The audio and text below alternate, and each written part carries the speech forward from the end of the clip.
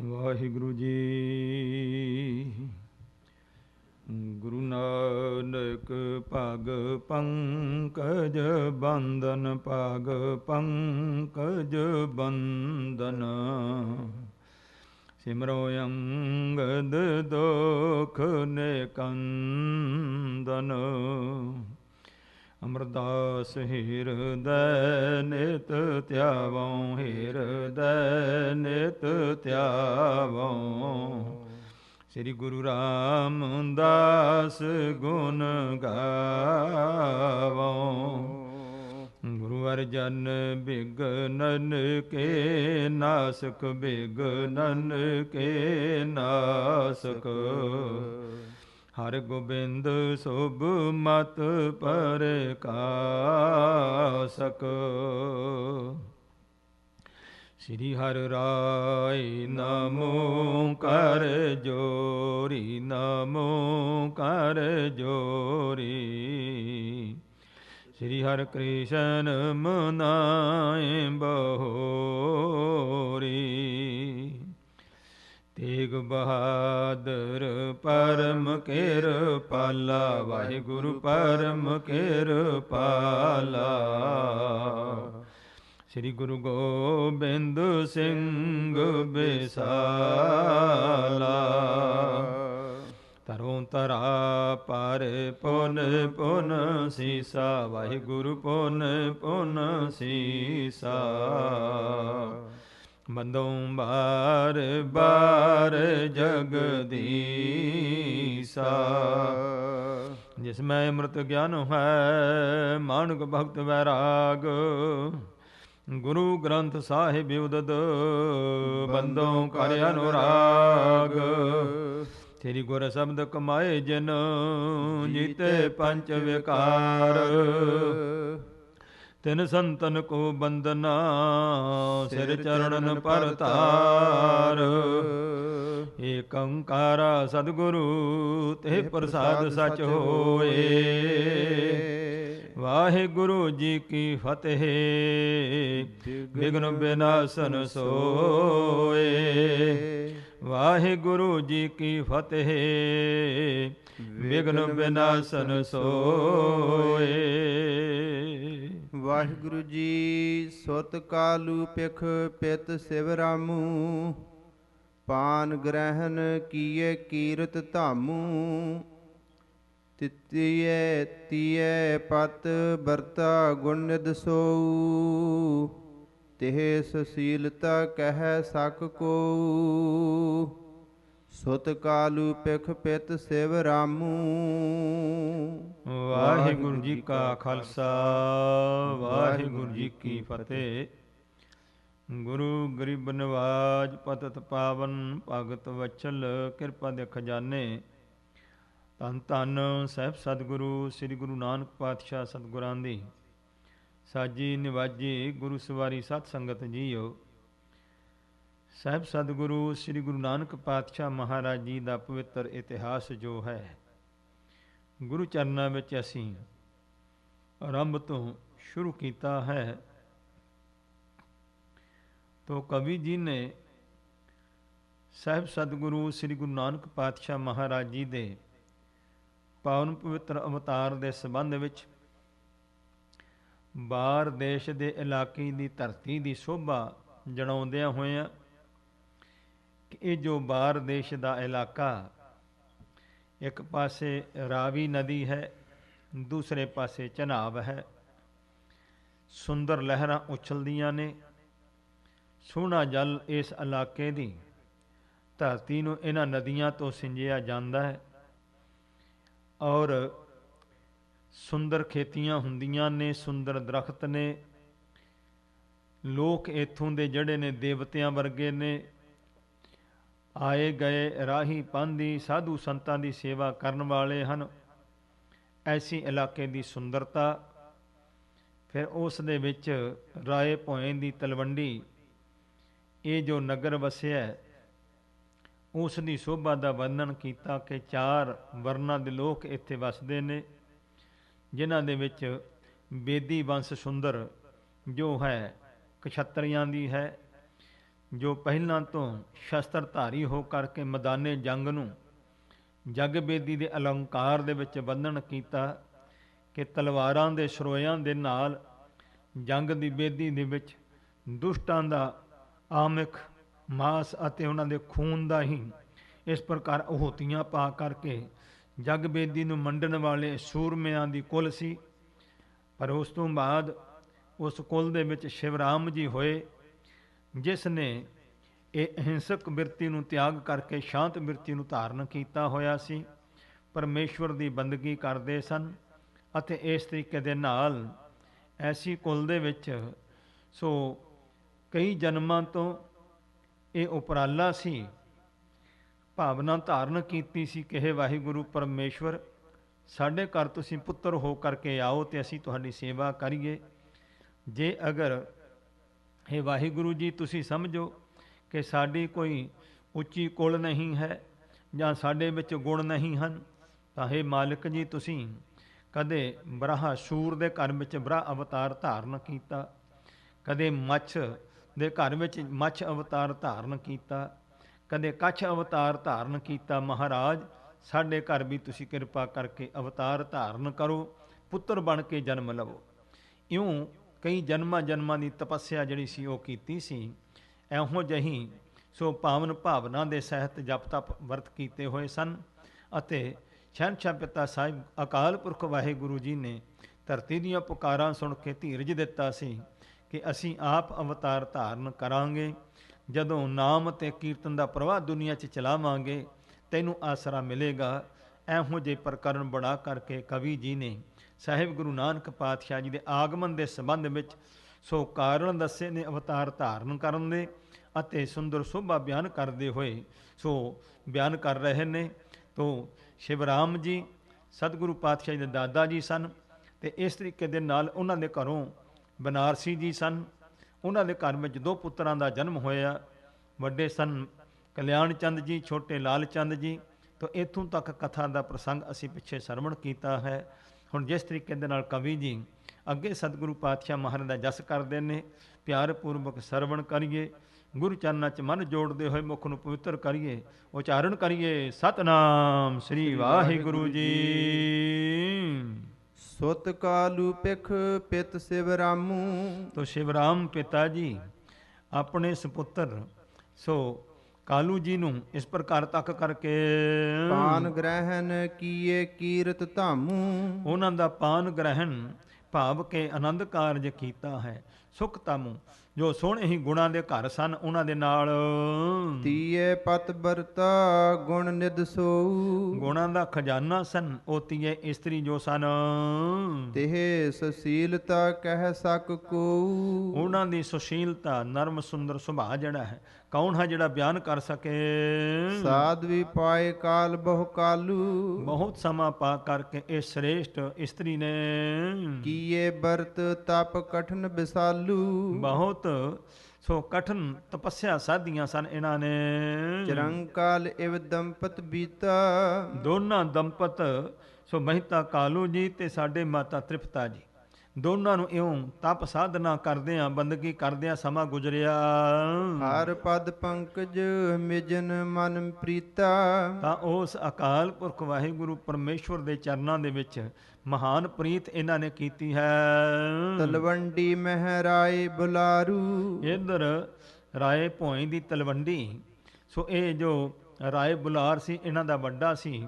ਇਹ ਜਿਹੜਾ ਸੀ ਰਾਏ ਭੋਇੰ ਭੱਟੀ ਤੋ ਉਸ ਨੇ ਇਹ ਨਗਰ ਬੰਨਿਆ ਸੀ, ਇਸ ਕਰਕੇ ਨਾਮ ਸੀ ਰਾਏ ਭੋਇੰ ਦੀ ਤਲਵੰਡੀ। ਤੋ ਉਹਨਾਂ ਦਾ ਰਾਏ ਬੁਲਾਰ ਜੀ ਇੱਥੋਂ ਦੇ ਰਾਜੇ ਸਨ। ਸੋ ਉਹਨਾਂ ਦੇ ਬਾਰੇ ਕਹਿੰਦੇ ਹਨ ਸੋ ਦਰ ਸਮ ਕਾਲੂ ਸੰਗ ਪਿਆਰੂ। ਤੋ ਕਹਿੰਦੇ ਨੇ ਭਾਈ ਮਹਿਤਾ ਕਾਲੂ ਜੀ ਨਾਲ ਸਕੇ ਭਰਾਵਾਂ ਵਾਲਾ ਪਿਆਰ ਸੀ ਇਹਨਾਂ ਦਾ। ਜਿਤੇ ਗ੍ਰਾਮ ਕੋ ਸੋ ਅਧਿਕਾਰੀ। ਜਿੰਨੇ ਕੁ ਪਿੰਡਾਂ ਦਾ ਇਹ ਰਾਜਾ ਸੀ ਰਾਏ ਬੁਲਾਰ। ਸਭ ਕੀ ਦਈ ਕਾਰ ਪਟਵਾਰੀ। ਸਾਰੇ ਉਹਨਾਂ ਪਿੰਡਾਂ ਦੀ ਪਟਵਾਰੀ ਦੀ ਕਾਰ ਜਿਹੜੀ ਸੀ ਕੰਮ ਸੀ ਉਹ ਮਹਿਤਾ ਕਾਲੂ ਜੀ ਨੂੰ ਦਿੱਤਾ ਹੋਇਆ ਸੀ। ਅਸ ਬਿਦ ਬਿਲਸਤ ਅਨਕ ਬਿਸਾਲਾ। ਇਸ ਤਰੀਕੇ ਦੇ ਨਾਲ ਅਨੇਕ ਪ੍ਰਕਾਰ ਦੇ ਕੌਤਕ ਜਿਹੜੇ ਸਨ ਉਹ ਕਰਦੇ ਸਨ। ਦੰਪਤ ਉਰ ਧਰਿ ਸੁਤ ਆਸਾ, ਦੋਨੋਂ ਹੀ ਜੀ ਮਨ ਵਿੱਚ ਸੁਪੁੱਤਰ ਦੀ ਆਸਾ ਧਾਰਨ ਕਰਦੇ ਸਨ। ਸਾਧਵੀ ਗਰਭ ਧਰਨ ਪੁਨ ਕੀਨਾ, ਸਾਧਵੀ ਇਸ ਸ੍ਰੇਸ਼ਟ ਸੋ ਮਾਤਾ ਨੇ ਜਿਸ ਵੇਲੇ ਗਰਭ ਧਾਰਨ ਕੀਤਾ ਹੈ ਤਾਂ ਜਨਮੀ ਕੰਨਿਆ ਸਮਤ ਪ੍ਰਬੀਨਾ, ਤਾਂ ਬਹੁਤ ਪ੍ਰਵੀਨ ਸਿਆਣੇ ਸੋ ਸੁਪੁੱਤਰੀ ਨੇ ਜਨਮ ਲਿਆ ਹੈ। ਹਿਮ ਗਿਰ ਮੈਨਾ ਕੇ ਘਰ ਮਾਹੀ, ਜਿਸ ਤਰ੍ਹਾਂ ਸੋ ਇਸ ਪ੍ਰਕਾਰ ਹਿਮ ਪਰਬਤ ਦੇ ਘਰ ਦੇ ਵਿੱਚ ਮੈਨਾ ਦੇ ਘਰੋਂ ਪਾਰਬਤੀ ਜਨਮੀ ਜਿਵ ਆਹੀ, ਜਿਸ ਤਰ੍ਹਾਂ ਪਾਰਬਤੀ ਜੀ ਦਾ ਜਨਮ ਹੋਇਆ ਸੀ। ਕਵੀ ਜੀ ਇੱਕ ਦ੍ਰਿਸ਼ਟਾਂਤ ਦੇ ਰਹੇ ਹਨ। ਭਈ ਸੁਸ਼ੀਲਾ ਸਭ ਗੁਣ ਖਾਨੀ, ਸਾਰੇ ਹੀ ਗੁਣਾਂ ਦੀ ਖਾਨ, ਬੜੇ ਸੁੰਦਰ ਸੁਭਾਅ ਵਾਲਿਆਂ ਦਾ ਜਨਮ ਹੋਇਆ। ਮਨਹੁ ਭਗਤ ਧਰ ਦੇਹ ਸੁਹਾਨੀ, ਮਾਨੋ ਕਿ ਭਗਤੀ ਨੇ ਹੀ ਇਹ ਸੁੰਦਰ ਦੇਹ ਧਾਰ ਕਰਕੇ ਰੂਪ ਦਿਖਾਇਆ ਹੈ ਬੇਬੇ ਨਾਨਕੀ ਜੀ ਦਾ। ਕਾਲ ਬੀਤਿਤ ਭਇਓ ਪਛਚਾਤਾ, ਉਸ ਤੋਂ ਬਾਅਦ ਜਦੋਂ ਕੁਝ ਸਮਾਂ ਹੋਰ ਗੁਜ਼ਰਿਆ ਹੈ ਤਾਂ ਕਾਲੂ ਰਤ ਲਖ ਕਰ ਜਗ ਦਾਤਾ, ਜਗਤ ਦੇ ਦਾਤਾ ਸਵਾਮੀ ਪਰਮੇਸ਼ਵਰ ਨੇ ਮਹਿਤਾ ਕਲਿਆਣ ਚੰਦ ਜੀ ਦੇ ਪ੍ਰੇਮ ਨੂੰ ਵੇਖ ਕਰਕੇ ਹੋਮੋ ਪੁੱਤਰ ਤਾਸ ਮੈਂ ਜਾਈ, ਜਾ ਕਰਕੇ ਉਹਨਾਂ ਦੇ ਘਰ ਅਸੀਂ ਸੁਪੁੱਤਰ ਬਣ ਕਰਕੇ ਅਵਤਾਰ ਧਾਰਨ ਕਰੀਏ। ਅਕਾਲ ਪੁਰਖ ਵਾਹਿਗੁਰੂ ਪਰਮੇਸ਼ਵਰ ਨੇ ਇਹ ਸੰਕਲਪ ਕੀਤਾ ਹੈ। ਅਸ ਵਿਚਾਰ ਆਏ ਜਗ ਰਾਈ, ਇਉਂ ਜਗਤ ਦੇ ਰਾਜਾ ਰੂਪ ਸੋ ਵਿਚਾਰ ਕਰਕੇ ਆਏ ਨੇ ਇਸ ਜਗਤ ਵਿੱਚ। ਦੁਤੀਏ ਗਰਭ ਕੋ ਧਾਰਨ ਕੀਨਾ, ਸੋ ਦੂਜੀ ਵਾਰ ਮਾਤਾ ਤ੍ਰਿਪਤਾ ਜੀ ਨੇ ਮਾਤਾ ਹੋਣ ਦਾ ਮਾਣ ਪ੍ਰਾਪਤ ਕੀਤਾ ਹੈ। ਪਤ ਬ੍ਰਤ ਧਰਮ ਜਾਸ ਮਨ ਲੀਨਾ, ਜਿਹਨਾਂ ਦਾ ਮਨ ਪਤੀ ਵਰਤਾ ਧਰਮ ਵਿੱਚ ਲੀਨ ਸੀ, ਪਤੀ ਧਰਮ ਵਿੱਚ ਕਾਇਮ ਸਨ। ਜੋ ਜਿਉ ਦੁਤੀਆ ਕੋ ਬ੍ਰਦਤ ਚੰਦੂ, ਜਿਸ ਤਰ੍ਹਾਂ ਦੂਜ ਦਾ ਚੰਦਰਮਾ ਜਿਹੜਾ ਹੈ ਮੱਸਿਆ ਤੋਂ ਬਾਅਦ ਜਿਵੇਂ ਵੱਧਦਾ ਹੈ ਦਿਨ ਬ ਦਿਨ, ਦੇਹ ਸਮ ਗਰਭ ਰੂਪ ਸੁਖ ਕੰਦੂ, ਇਸ ਤਰ੍ਹਾਂ ਦੇ ਨਾਲ ਮਾਤਾ ਤ੍ਰਿਪਤਾ ਜੀ ਦੇ ਸਰੀਰ ਤੇ ਸੋ ਜਿਸ ਵੇਲੇ ਸੋ ਇਸ ਪ੍ਰਕਾਰ ਗਰਭ ਵਧਿਆ ਹੈ। ਜਦਪ ਭੂਖਨ ਸਕਲ ਉਤਾਰੇ, ਭਾਵੇਂ ਸਾਰੇ ਗਹਿਣੇ ਆਦਿਕ ਉਤਾਰੇ ਹੁੰਦੇ ਸਰੀਰ ਤੋਂ, ਤਦਪ ਸੁੰਦਰਤਾ ਅਦਕ ਉਜਾਰੇ, ਫਿਰ ਵੀ ਕਹਿੰਦੇ ਨੇ ਸੁੰਦਰਤਾ ਬਹੁਤ ਪ੍ਰਗਟ ਹੁੰਦੀ ਹੈ ਸਰੀਰ ਦੀ। ਕਾਲੂ ਤੀਏ ਬੈਸੇ ਜਿਸ ਅੰਦਰ, ਸੋ ਇਹ ਮਹਿਤਾ ਕਾਲੂ ਜੀ ਦੇ ਧਰਮ ਸੁਪਤਨੀ ਮਾਤਾ ਤ੍ਰਿਪਤਾ ਜੀ ਜਿਸ ਵੀ ਮੰਦਿਰ ਘਰ ਵਿੱਚ ਬੈਠਦੇ ਹਨ, ਅਤ ਸੋਭਾ ਸੋ ਲੱਗੇ ਸੋ ਸੁੰਦਰ, ਉਹ ਬਹੁਤ ਹੀ ਸੋਭਾ ਦੇ ਸਹਿਤ ਸੋ ਉਹ ਘਰ ਜਿਹੜਾ ਮਕਾਨ ਹੈ ਸੁੰਦਰ ਲੱਗਦਾ ਹੈ। ਸੁਨ ਸੰਦੇਹ ਕਰੇ ਜਿਨ ਕੋ, ਇਹਨੂੰ ਸੁਣ ਕੇ ਕਵੀ ਜੀ ਕਹਿੰਦੇ ਮਤਾ ਕੋਈ ਸੰਦੇਹ ਸ਼ੱਕ ਕਰੇ ਕੋਈ, ਕੋਟ ਬ੍ਰਹਮੰਡ ਸੋਭਦਾ ਜੋ, ਤੋ ਦੇਖੋ ਵੀ ਜਿਸ ਦੇ ਸਦਕੇ ਕਰੋੜਾਂ ਹੀ ਬ੍ਰਹਿਮੰਡ ਰਚੇ ਗਏ ਅਤੇ ਜਿਸ ਦੀ ਬਖਸ਼ਿਸ਼ ਦਾ ਸਦਕਾ ਸੋਭਾ ਪਾ ਰਹੇ ਹਨ ਕਰੋੜਾਂ ਬ੍ਰਹਿਮੰਡ ਜੋ ਹਨ, ਤੇਹ ਨਿਵਾਸ ਕੀਨੋ ਜਿਹ ਥਾਈ, ਤੇ ਜਿਸ ਜਗ੍ਹਾ ਤੇ ਆਣ ਕੇ ਕਰੋੜਾਂ ਬ੍ਰਹਮੰਡਾਂ ਦੇ ਸੁਆਮੀ ਨੇ ਆ ਕਰਕੇ ਵਾਸ ਕੀਤਾ ਹੋਵੇ, ਕਿਉਂ ਨਾ ਉਸ ਦੀ ਸੁੰਦਰਤਾ ਵਧੇ, ਕਿਉਂ ਨਾ ਹੋਏ ਤਿਹ ਸੋਭ ਸਵਾਈ, ਤੇ ਭਾਈ ਉਸ ਦੀ ਸੋਭਾ ਦੂਣ ਸਵਾਈ ਕਿਉਂ ਨਾ ਹੋਵੇ, ਇਸ ਵਾਸਤੇ ਸੋਭਾ ਹੈ। ਚੌਪਈ ਜਾਂ ਦਿਨ ਤੇ ਆਏ ਜਗ ਸੁਆਮੀ, ਜਿਸ ਦਿਨ ਤੋਂ ਸੋ ਮਾਤਾ ਜੀ ਦੇ ਸਰੀਰ ਦੇ ਵਿੱਚ ਸੋ ਜਗਤ ਦੇ ਸੁਆਮੀ ਜੀ ਨੇ ਪ੍ਰਵੇਸ਼ ਕੀਤਾ ਹੈ। ਪਏ ਸਰਲਪੁਰ ਮਹਿ ਜੇ ਬਾਮੀ, ਜਿਹੜੇ ਟੇਢੇ ਮਨ ਵਾਲੇ ਲੋਕ ਸਨ, ਚੋਰ ਚੁਕਾਰ, ਚੋਰ ਡਾਕੂ ਆਦਿਕ, ਨਿੰਦਕ ਆਦਿਕ, ਉਹ ਜਿਹੜੇ ਬਾਮੀ ਟੇਢੇ ਮਨ ਵਾਲੇ ਲੋਕ ਸਨ ਸਾਰੇ, ਸੋਚ ਸੰਤੋਖ ਧਰਮ ਸਤ ਕਰਨਾ, ਉਹ ਸਾਰੇ ਹੀ ਸਿੱਧੇ ਮਨ ਵਾਲੇ ਹੋ ਗਏ ਤੇ ਸਭਨਾਂ ਦੇ ਵਿੱਚ ਕੁਦਰਤੀ ਤੌਰ ਤੇ ਸੁੱਚ ਧਾਰਨ ਕਰਨੀ, ਧਰਮ ਵਿੱਚ ਪ੍ਰਪੱਕ ਰਹਿਣਾ, ਸੰਜਮ ਵਿੱਚ ਰਹਿਣਾ, ਸੱਚ ਬੋਲਣਾ, ਇਹੋ ਜਿਹੇ ਸ਼ੁਭ ਗੁਣਾਂ ਦਾ ਨਿਵਾਸ ਹੋ ਗਿਆ ਸੁਤੇ ਸਿੱਧ ਲੋਕਾਂ ਦੇ ਮਨਾਂ ਵਿੱਚ।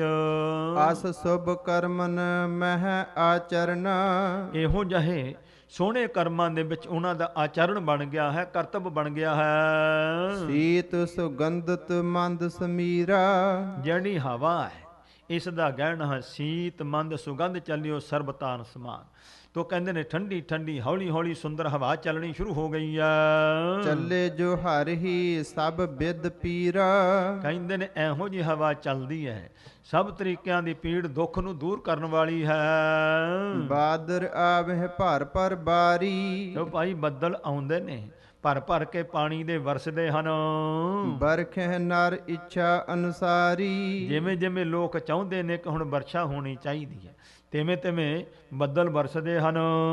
ਫੁੱਲਹਿ ਫਲਹਿ ਬ੍ਰਿਖ ਸਮਦਾਈ। ਤੋ ਭਾਈ ਸੋਹਣੇ ਬ੍ਰਿਸ਼ ਜਿਹੜੇ ਨੇ ਉਹਨਾਂ ਨੂੰ ਫੁੱਲ ਲੱਗਦੇ ਨੇ, ਸੋਹਣੇ ਫਲ ਲੱਗਦੇ ਹਨ। ਇਸ ਤਰ੍ਹਾਂ ਦੇ ਨਾਲ ਜਨ ਆਨੰਦਤਾ ਬਾਹਰ ਆਈ। ਮਾਨੋ ਕਿ ਜਿਸ ਤਰ੍ਹਾਂ ਆਨੰਦਤਾ ਖੁਸ਼ੀ ਹੀ ਪ੍ਰਗਟ ਹੋ ਕੇ ਬਾਹਰ ਆ ਰਹੀ ਹੈ, ਕਿਉਂਕਿ ਸ੍ਰਿਸ਼ਟੀ ਦਾ ਸੁਆਮੀ ਜਿਹੜਾ ਹੈ ਇਸ ਧਰਤੀ ਤੇ ਆ ਰਿਹਾ ਹੈ, ਤੇ ਇਸ ਤਰੀਕੇ ਦੇ ਨਾਲ ਇਹ ਖੁਸ਼ੀ ਪ੍ਰਗਟ ਹੋ ਰਹੀ ਹੈ ਸਮੁੱਚੀ ਬਨਸਪਤੀ ਵਿੱਚ ਵੀ। ਅੰਤਰ ਤਿਨ ਕੈ ਭਈ ਅਮੇਊ। ਕਿਉਂਕਿ ਇਤਨੀ ਖੁਸ਼ੀ ਹੋਈ ਹੈ ਸਭਨਾਂ ਦੇ ਅੰਦਰ ਕਿ ਉਹ ਮਿਉਂਦੀ ਨਹੀਂ ਹੈ, ਇਸ ਵਾਸਤੇ ਪ੍ਰਗਟ ਹੋ ਰਹੀ ਹੈ। ਮਨਹੁ ਨਰਨ ਦੁਖ ਰਾਵਹਿ ਤੇਊ। ਮਾਨੋ ਕਿ ਲੋਕਾਂ ਨੂੰ ਆਪਣੀ ਖੁਸ਼ੀ ਇਉਂ ਜਿਹੜੀ ਸਾਰੀ ਬਨਸਪਤੀ ਦਿਖਾ ਰਹੀ ਹੈ। ਛਿਤ ਸੋਹਤ ਧਰ ਨਵ ਸਬਦਾਈ। ਸਾਰੀ ਧਰਤੀ ਜਿਹੜੀ ਹੈ ਇਸ ਤਰੀਕੇ ਨਾਲ ਸੋਭਾ ਪਾ ਰਹੀ ਹੈ, ਜਿਵੇਂ ਨਵੀਂ ਹੀ ਸਬਜਾਈ ਪਈ, ਨਵੀਂ ਹਰਿਆਲੀ ਆਈ ਹੈ, ਇਹੋ ਜੀ ਸੁੰਦਰਤਾ ਸੋਭਾ ਹੋਈ ਹੈ। ਜਿਹ ਉਰ ਸਭ ਤੇ ਅਦਕ ਵਧਾਈ। ਤੋ ਸਭ ਤੋਂ ਵੱਡੀ ਵਧਾਈ ਤਾਂ ਧਰਤੀ ਨੂੰ ਹੈ, ਤੋ ਜਿਹੜੀ ਆਪਣੀ ਖੁਸ਼ੀ ਪ੍ਰਗਟਾ ਰਹੀ ਹੈ। ਜੜ ਜੰਗਮ ਤਲਵੰਡ ਆਨੰਦੂ। ਇਸ ਤਲਵੰਡੀ ਪੁਰੀ ਵਿੱਚ ਜੜ ਤੇ ਜੰਗਮ, ਜੜ ਜੋ ਇੱਕ ਥਾਂ ਤੇ ਟਿਕਣ ਵਾਲੀਆਂ ਜੂਨਾਂ ਹਨ, ਤੋ ਇਸ ਪਰ ਜੰਗਮ ਜੋ ਤੁਰਨ ਫਿਰਨ ਵਾਲੀਆਂ, ਸੋ ਇਸ ਪ੍ਰਕਾਰ ਜੂਨਾਂ ਹਨ, ਸਾਰੇ ਹੀ ਇਸ ਤਰ੍ਹਾਂ ਨਾਲ ਖੁਸ਼ੀ ਵਿੱਚ ਹਨ। ਭਾ ਪਰਵੇਸ਼ ਜਬ ਕੋ ਸੁਖ ਕੰਦੂ। ਤਾਂ ਕਹਿੰਦੇ ਨੇ ਭਾਈ, ਸੋ ਕਿਉਂਕਿ ਸੰਸਾਰ ਨੂੰ ਸੁਖ ਦੇਣ ਵਾਲੇ ਦਾਤਾ ਜੀ, ਉਹਨਾਂ ਦਾ ਪ੍ਰਵੇਸ਼ ਹੋਇਆ ਇਸ ਧਰਤੀ ਤੇ। ਅਸ ਜਸ ਬੀਤ ਗਏ 10 ਮਾਸਾ। ਇਸ ਤਰ੍ਹਾਂ ਦੇ ਨਾਲ 10 ਮਹੀਨੇ ਦਾ ਸਮਾਂ ਜਦੋਂ ਗੁਜ਼ਰਿਆ ਹੈ ਤਾਂ ਸਰਦ ਸੁੰਦਰੀ ਇੰਦ ਪ੍ਰਕਾਸ਼ਾ। ਕਹਿੰਦੇ ਨੇ ਭਾਈ ਸਰਦ ਰੁੱਤ ਦਾ ਚੰਦਰਮਾ ਸੁੰਦਰ ਜਿਹੜਾ ਉਹਦਾ ਪ੍ਰਕਾਸ਼ ਹੋਇਆ ਹੈ। ਬਿਮਲ ਆਕਾਸ਼ ਸੋਹੇ ਗਣ ਤਾਰਾ। ਕਹਿੰਦੇ ਨੇ ਆਕਾਸ਼ ਨਿਰਮਲ ਸਾਫ਼ ਹੋਇਆ ਹੈ ਔਰ ਸੋਹਣੇ ਤਾਰੇ ਸ਼ੋਭਾ ਪਾਉਂਦੇ ਹਨ। ਜਿਮ ਜਗ ਆਸੀ ਉਰ ਅਚਾਰਾ। ਕਹਿੰਦੇ ਜਿਸ ਤਰ੍ਹਾਂ ਤਾਰੇ ਆਕਾਸ਼ ਮੰਡਲ ਵਿੱਚ ਇਸ ਤਰ੍ਹਾਂ ਨਾਲ ਸ਼ੋਭਾ ਪਾਉਂਦੇ ਹਨ, ਜਿਸ ਤਰ੍ਹਾਂ ਕਿਸੇ ਜਗਿਆਸੂ ਦੇ ਮਨ ਵਿੱਚ ਸ਼ੁਭ ਗੁਣ ਪ੍ਰਗਟ ਹੁੰਦੇ ਹਨ। ਨਿਰਸ ਮੇਘ ਹੋਏ ਗੇ ਨਿਜ ਦੇਸੂ। ਤੇ ਜਿਹੜੇ ਬੱਦਲ ਸਨ ਉਹ ਨਿਰਾਸ਼ ਹੋ ਕੇ ਪਾਣੀ ਤੋਂ ਖਾਲੀ ਹੋ ਕੇ ਆਪਣੇ ਦੇਸ਼ਾਂ ਨੂੰ ਪਰਤ ਗਏ ਨੇ। ਜਿਮ ਸਤ ਸੰਗਤ ਮਿਟਹਿ ਕਲੇਸੂ। ਜਿਸ ਤਰੀਕੇ ਦੇ ਨਾਲ ਸਤ ਸੰਗਤ ਕਰਨ ਵਾਲਿਆਂ ਦੇ ਮਨ ਵਿੱਚੋਂ ਕਲੇਸ਼ ਦੂਰ ਹੁੰਦੇ ਨੇ, ਇਸ ਤਰ੍ਹਾਂ ਆਕਾਸ਼ ਵਿੱਚੋਂ ਬੱਦਲ ਦੂਰ ਹੋਏ ਨੇ। ਉਰਜ ਮਾਸ ਕੀ ਪੂਰਨਮਾਸੀ। ਤੋ ਭਾਈ ਕੱਤਕ ਮਹੀਨੇ ਦੀ ਪੂਰਨਮਾਸ਼ੀ ਦਾ ਦਿਨ ਆਇਆ ਹੈ। ਹਰ ਕੀਰਤ ਸੋ ਜੌਨ ਪ੍ਰਕਾਸ਼ੀ। ਤੋ ਕਹਿੰਦੇ ਨੇ ਉਸ ਚੰਦਰਮਾ ਦੀ ਚਾਂਦਨੀ ਜਿਸ ਤਰ੍ਹਾਂ ਪਰਮੇਸ਼ਵਰ ਦਾ ਜਸ ਫੈਲਦਾ ਹੈ, ਇਹੋ ਜਿਹੀ ਸੁੰਦਰ ਚਾਂਦਨੀ ਪ੍ਰਕਾਸ਼ ਹੋਈ ਰਾਤ ਵਿੱਚ। ਸੰਬਤ 9 ਖਟ ਸਹਸ ਛਬੀਸਾ। ਤੋ ਕਹਿੰਦੇ 9 ਤੇ 6 1526 ਸੰਮਤ ਸੀ ਬਿਕਰਮੀ। ਭੋ ਅਵਤਾਰ ਪ੍ਰਗਟ ਜਗਦੀਸਾ। ਤੋ ਜਗਦੀਸ਼ ਪਰਮੇਸ਼ਵਰ ਦਾ ਅਵਤਾਰ ਜਿਹੜਾ ਹੈ ਉਹ ਪ੍ਰਗਟ ਹੋਇਆ ਹੈ। ਭਇਓ ਅਚਾਨਕ ਸਭਨ ਉਸ਼ਾਹ। ਅਚਨਚੇਤ ਹੀ ਜਦੋਂ ਅਵਤਾਰ ਹੋਇਆ ਸਭਨਾਂ ਦੇ ਮਨ ਵਿੱਚ ਉਤਸ਼ਾਹ ਪੈਦਾ ਹੋਇਆ, ਚਾਉ ਆਇਆ ਹੈ। ਇਨ ਕਾਰਨ ਮਨ ਲਖ ਨ ਸਕਾਹ। ਤੇ ਜਾਣਿਆ ਨਹੀਂ ਜਾਂਦਾ ਭਈ ਕਾਰਨ ਤਾਂ ਕੋਈ ਨਹੀਂ, ਪਰ ਮਨ ਖੁਸ਼ ਤੇ ਉਛਾਲੇ ਖਾਂਦਾ, ਖੁਸ਼ੀ ਬਹੁਤ ਹੈ ਮਨਾਂ ਸਾਰਿਆਂ ਵਿੱਚ। ਚਉਪਈ ਧਰਾ ਆਕਾਸ਼ ਵਿਖੇ ਜੇ ਬਾਸੀ। ਤੋ ਕਹਿੰਦੇ ਨੇ ਧਰਤੀ ਤੇ ਆਕਾਸ਼ ਦੇ ਜਿਤਨੇ ਵੀ ਵਾਸੀ ਸਨ, ਭਾਵ ਧਰਤੀ ਤੇ ਵਸਣ ਵਾਲੇ ਆਕਾਸ਼ ਮੰਡਲ ਦੇ ਦੇਵਤਾ ਲੋਕ ਜੋ ਸਨ, ਮੰਗਲ ਕਰਹਿ ਸਿਮਰ ਅਬਿਨਾਸੀ। ਅਬਨਾਸੀ ਅਕਾਲ ਪੁਰਖ ਪਰਮੇਸ਼ਵਰ ਦਾ ਸਿਮਰਨ ਕਰਦੇ ਹੋਏ ਮੰਗਲਾਚਾਰ ਖੁਸ਼ੀਆਂ ਕਰਦੇ ਹਨ। ਲੈ ਨਿਜ ਹੱਥਨ ਸੰਖ ਬਜਾਏ। ਸਭਨਾਂ ਨੇ ਖੁਸ਼ੀ ਪ੍ਰਗਟ ਕਰਨ ਵਾਸਤੇ ਆਪਣੇ ਹੱਥਾਂ ਵਿੱਚ ਸੰਖ ਲੈ ਕਰਕੇ ਵਜਾਏ ਹਨ। ਜੈ ਜੈ ਜੈ ਮੁਖ ਬਚਨ ਸੁਨਾਏ। ਸਭਨਾਂ ਨੇ ਮੁਖ ਤੋਂ ਜੈ ਜੈ ਦੇ ਸ਼ਬਦ ਉਚਾਰੇ ਹਨ ਅਕਾਲ ਪੁਰਖ ਦੇ। ਅਮਰਨ ਮਿਲ ਕਰ ਮਲਿਐ ਕਸਾਈ। ਤੋ ਅਮਰਨ ਦੇਵਤਿਆਂ ਨੇ ਮਿਲ ਕਰਕੇ ਮਲ ਕਸਾਈ, ਮਲ ਜਿਹੜਾ ਹੈ ਚੰਦਨ, ਉਸ ਨੂੰ ਘਸਾਇਆ, ਰਗੜਿਆ ਹੈ। ਕੁੰਕਮ ਪੁੰਨ ਘਨਸਾਰ ਮਿਲਾਈ। ਫਿਰ ਉਹਨਾਂ ਨੇ ਕੁੰਕਮ ਕੇਸਰ ਜਿਹੜਾ ਹੈ ਉਹ ਰਗੜਿਆ ਹੈ, ਉਹਦੇ ਵਿੱਚ ਕਨਸਾਰ ਮੁਸ਼ਕਪੁਰ ਮਿਲਾਇਆ ਸੁਗੰਧੀ ਵਾਸਤੇ। ਕਾਲੂ ਕੇ ਮੰਦਰ ਪਰ ਚਰਚਹਿ। ਚਰਚਾ ਕਹਿੰਦੇ ਨੇ ਛਿੜਕਦੇ ਹਨ ਮਹਿਤਾ ਕਾਲੂ ਜੀ ਦੇ ਮੰਦਰ ਦੇ ਉੱਪਰ, ਜਿੱਥੇ ਧੰਨ ਅਕਾਲ ਪੁਰਖ ਰੂਪ ਦਾ ਅਵਤਾਰ ਹੋਇਆ ਹੈ। ਮੰਦਰਨ ਕੁਸ ਮੰਜਲ ਅਚਰਚ ਅਰਚ ਹੈ। ਤੋ ਕਹਿੰਦੇ ਇਸ ਪ੍ਰਕਾਰ ਸੋ ਮੰਦਾਰਨ ਜਿਹੜਾ ਇਸ ਪ੍ਰਕਾਰ ਕਲਪ ਬ੍ਰਿਸ਼ ਹੈ ਸਵਰਗ ਦਾ, ਉਸ ਦੇ ਫੁੱਲਾਂ ਦੇ ਬੁੱਕ ਭਰ ਕਰਕੇ ਛਿੜਕਦੇ ਹਨ ਇਸ ਮਕਾਨ ਦੇ ਉੱਤੇ ਜਿੱਥੇ ਅਕਾਲ ਪੁਰਖ ਦਾ ਰੂਪ ਪ੍ਰਗਟ ਹੋਏ ਹਨ। ਧਾਇਨ ਸੇਵਿਆ ਮਨ ਕੁਲੀਨਾ। ਤਾਂ ਕਹਿੰਦੇ ਉੱਚੀ ਕੁਲ ਵਾਲੇ ਮਾਤਾ ਤ੍ਰਿਪਤਾ ਜੀ ਇਸ ਪ੍ਰਕਾਰ ਸੋ ਇਸ ਪ੍ਰਕਾਰ ਜਿਸ ਵੇਲੇ ਦਾਈਆਂ ਤੋਂ ਸੇਵਿਆਮਾਨ ਸੇਵਾ ਕਰਨ ਦੇ ਯੋਗ ਹੋਏ ਹਨ ਤਾਂ ਭਈ ਪ੍ਰਸੂਤਾ ਅਤ ਸੁਖ ਲੀਨਾ। ਤੋ ਕਹਿੰਦੇ ਨੇ ਜਿਸ ਵੇਲੇ ਪ੍ਰਸੂਤਾ ਪਾਉਣ ਪ੍ਰਗਟ ਹੋਈ ਹੈ ਤੇ ਆਮ ਦਰਦਾਂ ਹੁੰਦੀਆਂ ਨੇ ਬੱਚੇ ਨੂੰ ਜਨਮ ਦੇਣ ਵਾਸਤੇ ਮਾਤਾ ਨੂੰ, ਪਰ ਮਾਤਾ ਜੀ ਨੂੰ ਸੁਖ ਹੋਇਆ ਹੈ। ਅਸ਼ਟ ਦੀਪ ਦੀਪਤ ਗ੍ਰਹਿ ਜਾਨੂ। ਤੋ ਕਹਿੰਦੇ ਉਸ ਘਰ ਦੇ ਵਿੱਚ ਸੋ 8 ਦੀਵੇ ਜਗਾਏ ਹੋਏ ਸਨ, ਜਾਂ 8 ਮੁਖੀ ਦੀਵਾ 8 ਬੱਤੀਆਂ ਪਾ ਕੇ ਘਿਓ ਦਾ ਜਗਾਇਆ ਹੋਇਆ ਸੀ। ਜੋ ਸਭ ਘਟ ਗਈ ਬਾਲ ਰਬ ਮਾਨੋ। ਸਾਰੀ ਚਾਂਦਨੀ ਰੋਸ਼ਨੀ ਉਸ ਦੀ ਘਟ ਗਈ ਜਦੋਂ ਗੁਰੂ ਪਾਤਸ਼ਾਹ ਜੀ ਪ੍ਰਗਟ ਹੋਏ, ਮਾਨੋ ਕਿ ਜਿਵੇਂ ਸੋ ਚੜ੍ਹਦਾ ਸੂਰਜ ਚੜ੍ਹਿਆ ਇੰਨਾ ਪ੍ਰਕਾਸ਼ ਹੋਇਆ ਹੈ। ਦਿਪਤ ਤੇਜ ਜਿਹ ਕਾਂਤ ਅਨੂਪਾ। ਬੜਾ ਭਾਰੀ ਤੇਜ ਪ੍ਰਕਾਸ਼ ਹੋਇਆ ਹੈ, ਜਿਹਦੀ ਬੜੀ ਸ਼ੋਭਾ ਹੈ ਸੁੰਦਰ। ਬਿਸਮੈ ਧਾਏ ਹੀਰ ਜਿਸ ਰੂਪਾ। ਤੇ ਬਾਲਕ ਦਾ ਸਰੂਪ ਦਰਸ਼ਨ ਕਰਕੇ ਧਾਏ ਜੋ ਦਾਈ ਸੀ ਉਹ ਹੈਰਾਨ ਹੋਈ ਹੈ। ਜਨਮਤ ਮ੍ਰਿਦਲ ਬਾਲ ਮੁਸਕਾਈ। ਕਿਉਂਕਿ ਅਵਤਾਰ ਧਾਰਨ ਕਰਦਿਆਂ ਸੀ ਇਸ ਬਾਲਕ ਨੇ ਮੁਸਕਰਾਇਆ, ਹੱਸਣ ਦੀ ਆਵਾਜ਼ ਕੀਤੀ ਹੈ। ਸਗਨ ਕੁ ਸਗਨ ਨਾ ਜਾਣਿਓ ਜਾਈ। ਹੁਣ ਇਹ ਦਾਈ ਜਿਹੜੀ ਹੈ ਇਹ ਸੋਚਦੀ ਹੈ ਭਈ ਇਹ ਬਾਲਕ ਨੇ ਹੱਸਣ ਦੀ ਆਵਾਜ਼ ਕੀਤੀ ਹੈ, ਜਿਹੜੇ ਵੀ ਬਾਲਕ ਜਨਮਦੇ ਨੇ ਉਹ ਹਮੇਸ਼ਾ ਰੋਣ ਦੀ ਆਵਾਜ਼ ਕਰਦੇ ਹੈ। ਹੁਣ ਇਹ ਨਹੀਂ ਸਮਝ ਆਉਂਦੀ ਵੀ ਇਹ ਸਗਨ ਹੈ ਕਿ ਕੁਸਗਨ ਹੈ। ਅਨਤ ਬਾਲ ਜਨਮਤ ਸਭ ਰੋਤੇ। ਅਨੇਕਾਂ ਹੀ ਬਾਲਕ ਜਦੋਂ ਜਨਮ ਲੈਂਦੇ ਨੇ ਤਾਂ ਉਸ ਵੇਲੇ ਰੋਣ ਦੀ ਆਵਾਜ਼ ਕਰਦੇ ਹਨ। ਬਿਗਸਤ ਇਹ ਜਿਵ ਆਨੰਦ ਹੋਤੇ। ਇਹ ਬਾਲਕ ਜਿਹੜਾ ਇਹ ਤਾਂ ਹੱਸਿਆ ਹੈ, ਜਿਵੇਂ ਇਸ ਨੂੰ ਬਹੁਤ ਖੁਸ਼ੀ ਹੈ। ਅਲਪ ਬੁੱਧ ਕਿਉ ਧਾਏ ਲਖਾਹੀ। ਤਾਂ ਕਵੀ ਜੀ ਕਹਿੰਦੇ ਨੇ ਇਹ ਥੋੜੀ ਬੁੱਧ ਵਾਲੀ ਧਾਏ ਦਾਈ ਜਿਹੜੀ ਹੈ ਉਸ ਵਿਚਾਰੀ ਨੂੰ ਕੀ ਪਤਾ ਕਿ ਇਹ ਕੀ ਕੌਤਕ ਹੈ। ਜਨਮ ਮਰਨ ਇਸ ਪੀਰਾ ਨਾਹੀ। ਕਿਉਂਕਿ ਇਹ ਉਹ ਸਰੂਪ ਹੈ ਜਿਹਨਾਂ ਨੂੰ ਜਨਮ ਮਰਨ ਦੀ ਕੋਈ ਪੀੜਾ ਦੁੱਖ ਦਰਦ ਨਹੀਂ ਹੁੰਦਾ ਹੈ ਜੀ। ਦਾਸੀ ਦੌਰ ਦਈ ਸੁਧ ਕਾਲੂ। ਝਟ ਗੋਲੀ ਸੇਵਕ ਨੇ ਭੱਜ ਕਰਕੇ ਮਹਿਤਾ ਕਾਲੂ ਜੀ ਨੂੰ ਖਬਰ ਦਿੱਤੀ ਹੈ। ਲੇਹੋ ਵਧਾਈ ਆਨੰਦ ਬਿਸਾਲੂ। ਲਓ ਜੀ ਤੁਸੀਂ ਵਧਾਈ ਪ੍ਰਾਪਤ ਕਰੋ, ਵਧਾਈਆਂ ਹੋਵਣ ਸੋ ਸੁਪੁੱਤਰ ਦਾ ਜਨਮ ਹੋਇਆ ਤੁਹਾਡੇ ਘਰ। ਕਾਤ ਮਾਨ ਭਾਤਾਤ ਤੁਮਾਰੇ। ਤੁਹਾਡੇ ਘਰ ਵਿੱਚ ਸੁਪੁੱਤਰ ਦਾ ਸੋ ਇਸ ਪ੍ਰਕਾਰ ਪ੍ਰਗਟਾਵਾ ਹੋਇਆ ਹੈ ਜੋ ਬਹੁਤ ਸੋਭਾ ਵਾਲਾ ਹੈ। ਮੰਗਲ ਕਰੋ ਬਿਦਤ ਪ੍ਰਕਾਰੇ। ਨਾਨਾ ਪ੍ਰਕਾਰ ਦੇ ਮੰਗਲ ਖੁਸ਼ੀਆਂ ਨੂੰ ਤੁਸੀਂ ਕਰੋ ਜੀ। ਸੁਤ ਉਪਜਨ ਕੇ ਸੁਨ ਕਰ ਬੈਨਾ। ਸੁਪੁੱਤਰ ਨੂੰ ਪ੍ਰਗਟ ਹੋਣ ਦੇ ਜਦੋਂ ਬਚਨ ਸੁਣੇ ਹਨ ਮਹਿਤਾ ਕਾਲੂ ਜੀ ਨੇ। ਮਨ ਹੋ ਜਗਤ ਸੁਖ ਪ੍ਰਾਪਤ ਐਨਾ। ਮਾਨੋ ਕਿ ਘਰ ਵਿੱਚ ਸਾਰੇ ਹੀ ਸੰਸਾਰ ਦੇ ਸੁੱਖ ਜਿਹੜੇ ਨੇ ਪ੍ਰਗਟ ਹੋ ਗਏ ਹਨ, ਇੰਨੀ ਖੁਸ਼ੀ ਹੋਈ ਹੈ। ਜਨਮ ਰੰਗ ਜਿਉ ਸਦਨ ਸੰਤਾਨਾ। ਜਿਸ ਤਰ੍ਹਾਂ ਸੋ ਇਸ ਪ੍ਰਕਾਰ ਕੋਈ ਸੋ ਜਨਮ ਤੋਂ ਹੋਵੇ ਕੰਗਾਲ ਤੇ ਉਸ ਦੇ ਘਰ ਵਿੱਚ ਕਲਪ ਬ੍ਰਿਸ਼ ਜਿਹੜਾ ਨਾ ਉਹ ਪੈਦਾ ਹੋ ਜਾਵੇ, ਸਵਰਗ ਦਾ ਰੁੱਖ ਜਿਹਦੇ ਤੋਂ ਜੋ ਮੰਗੀਏ ਉਹੋ ਹੀ ਮਿਲ ਜਾਵੇ, ਇੰਨੀ ਖੁਸ਼ੀ ਹੋਈ ਹੈ। ਆਨ ਲੱਗਿਓ ਤਿਉ ਉਰ ਹਰ ਖਾਨਾ। ਤੋ ਕਹਿੰਦੇ ਨੇ ਇਉਂ ਸੋ ਬਹੁਤ ਭਾਰੀ ਖੁਸ਼ੀ ਹੋਈ ਹੈ ਜਿਵੇਂ ਕਿਸੇ ਕੰਗਾਲ ਦੇ ਘਰ ਵਿੱਚ ਕਲਪ ਬ੍ਰਿਸ਼ ਦਾ ਰੁੱਖ ਲੱਗ ਜਾਵੇ। ਚਉਪਈ ਜਸ ਪਦ ਜਾਏ ਕੀਨ ਇਸ਼ਨਾਨਾ।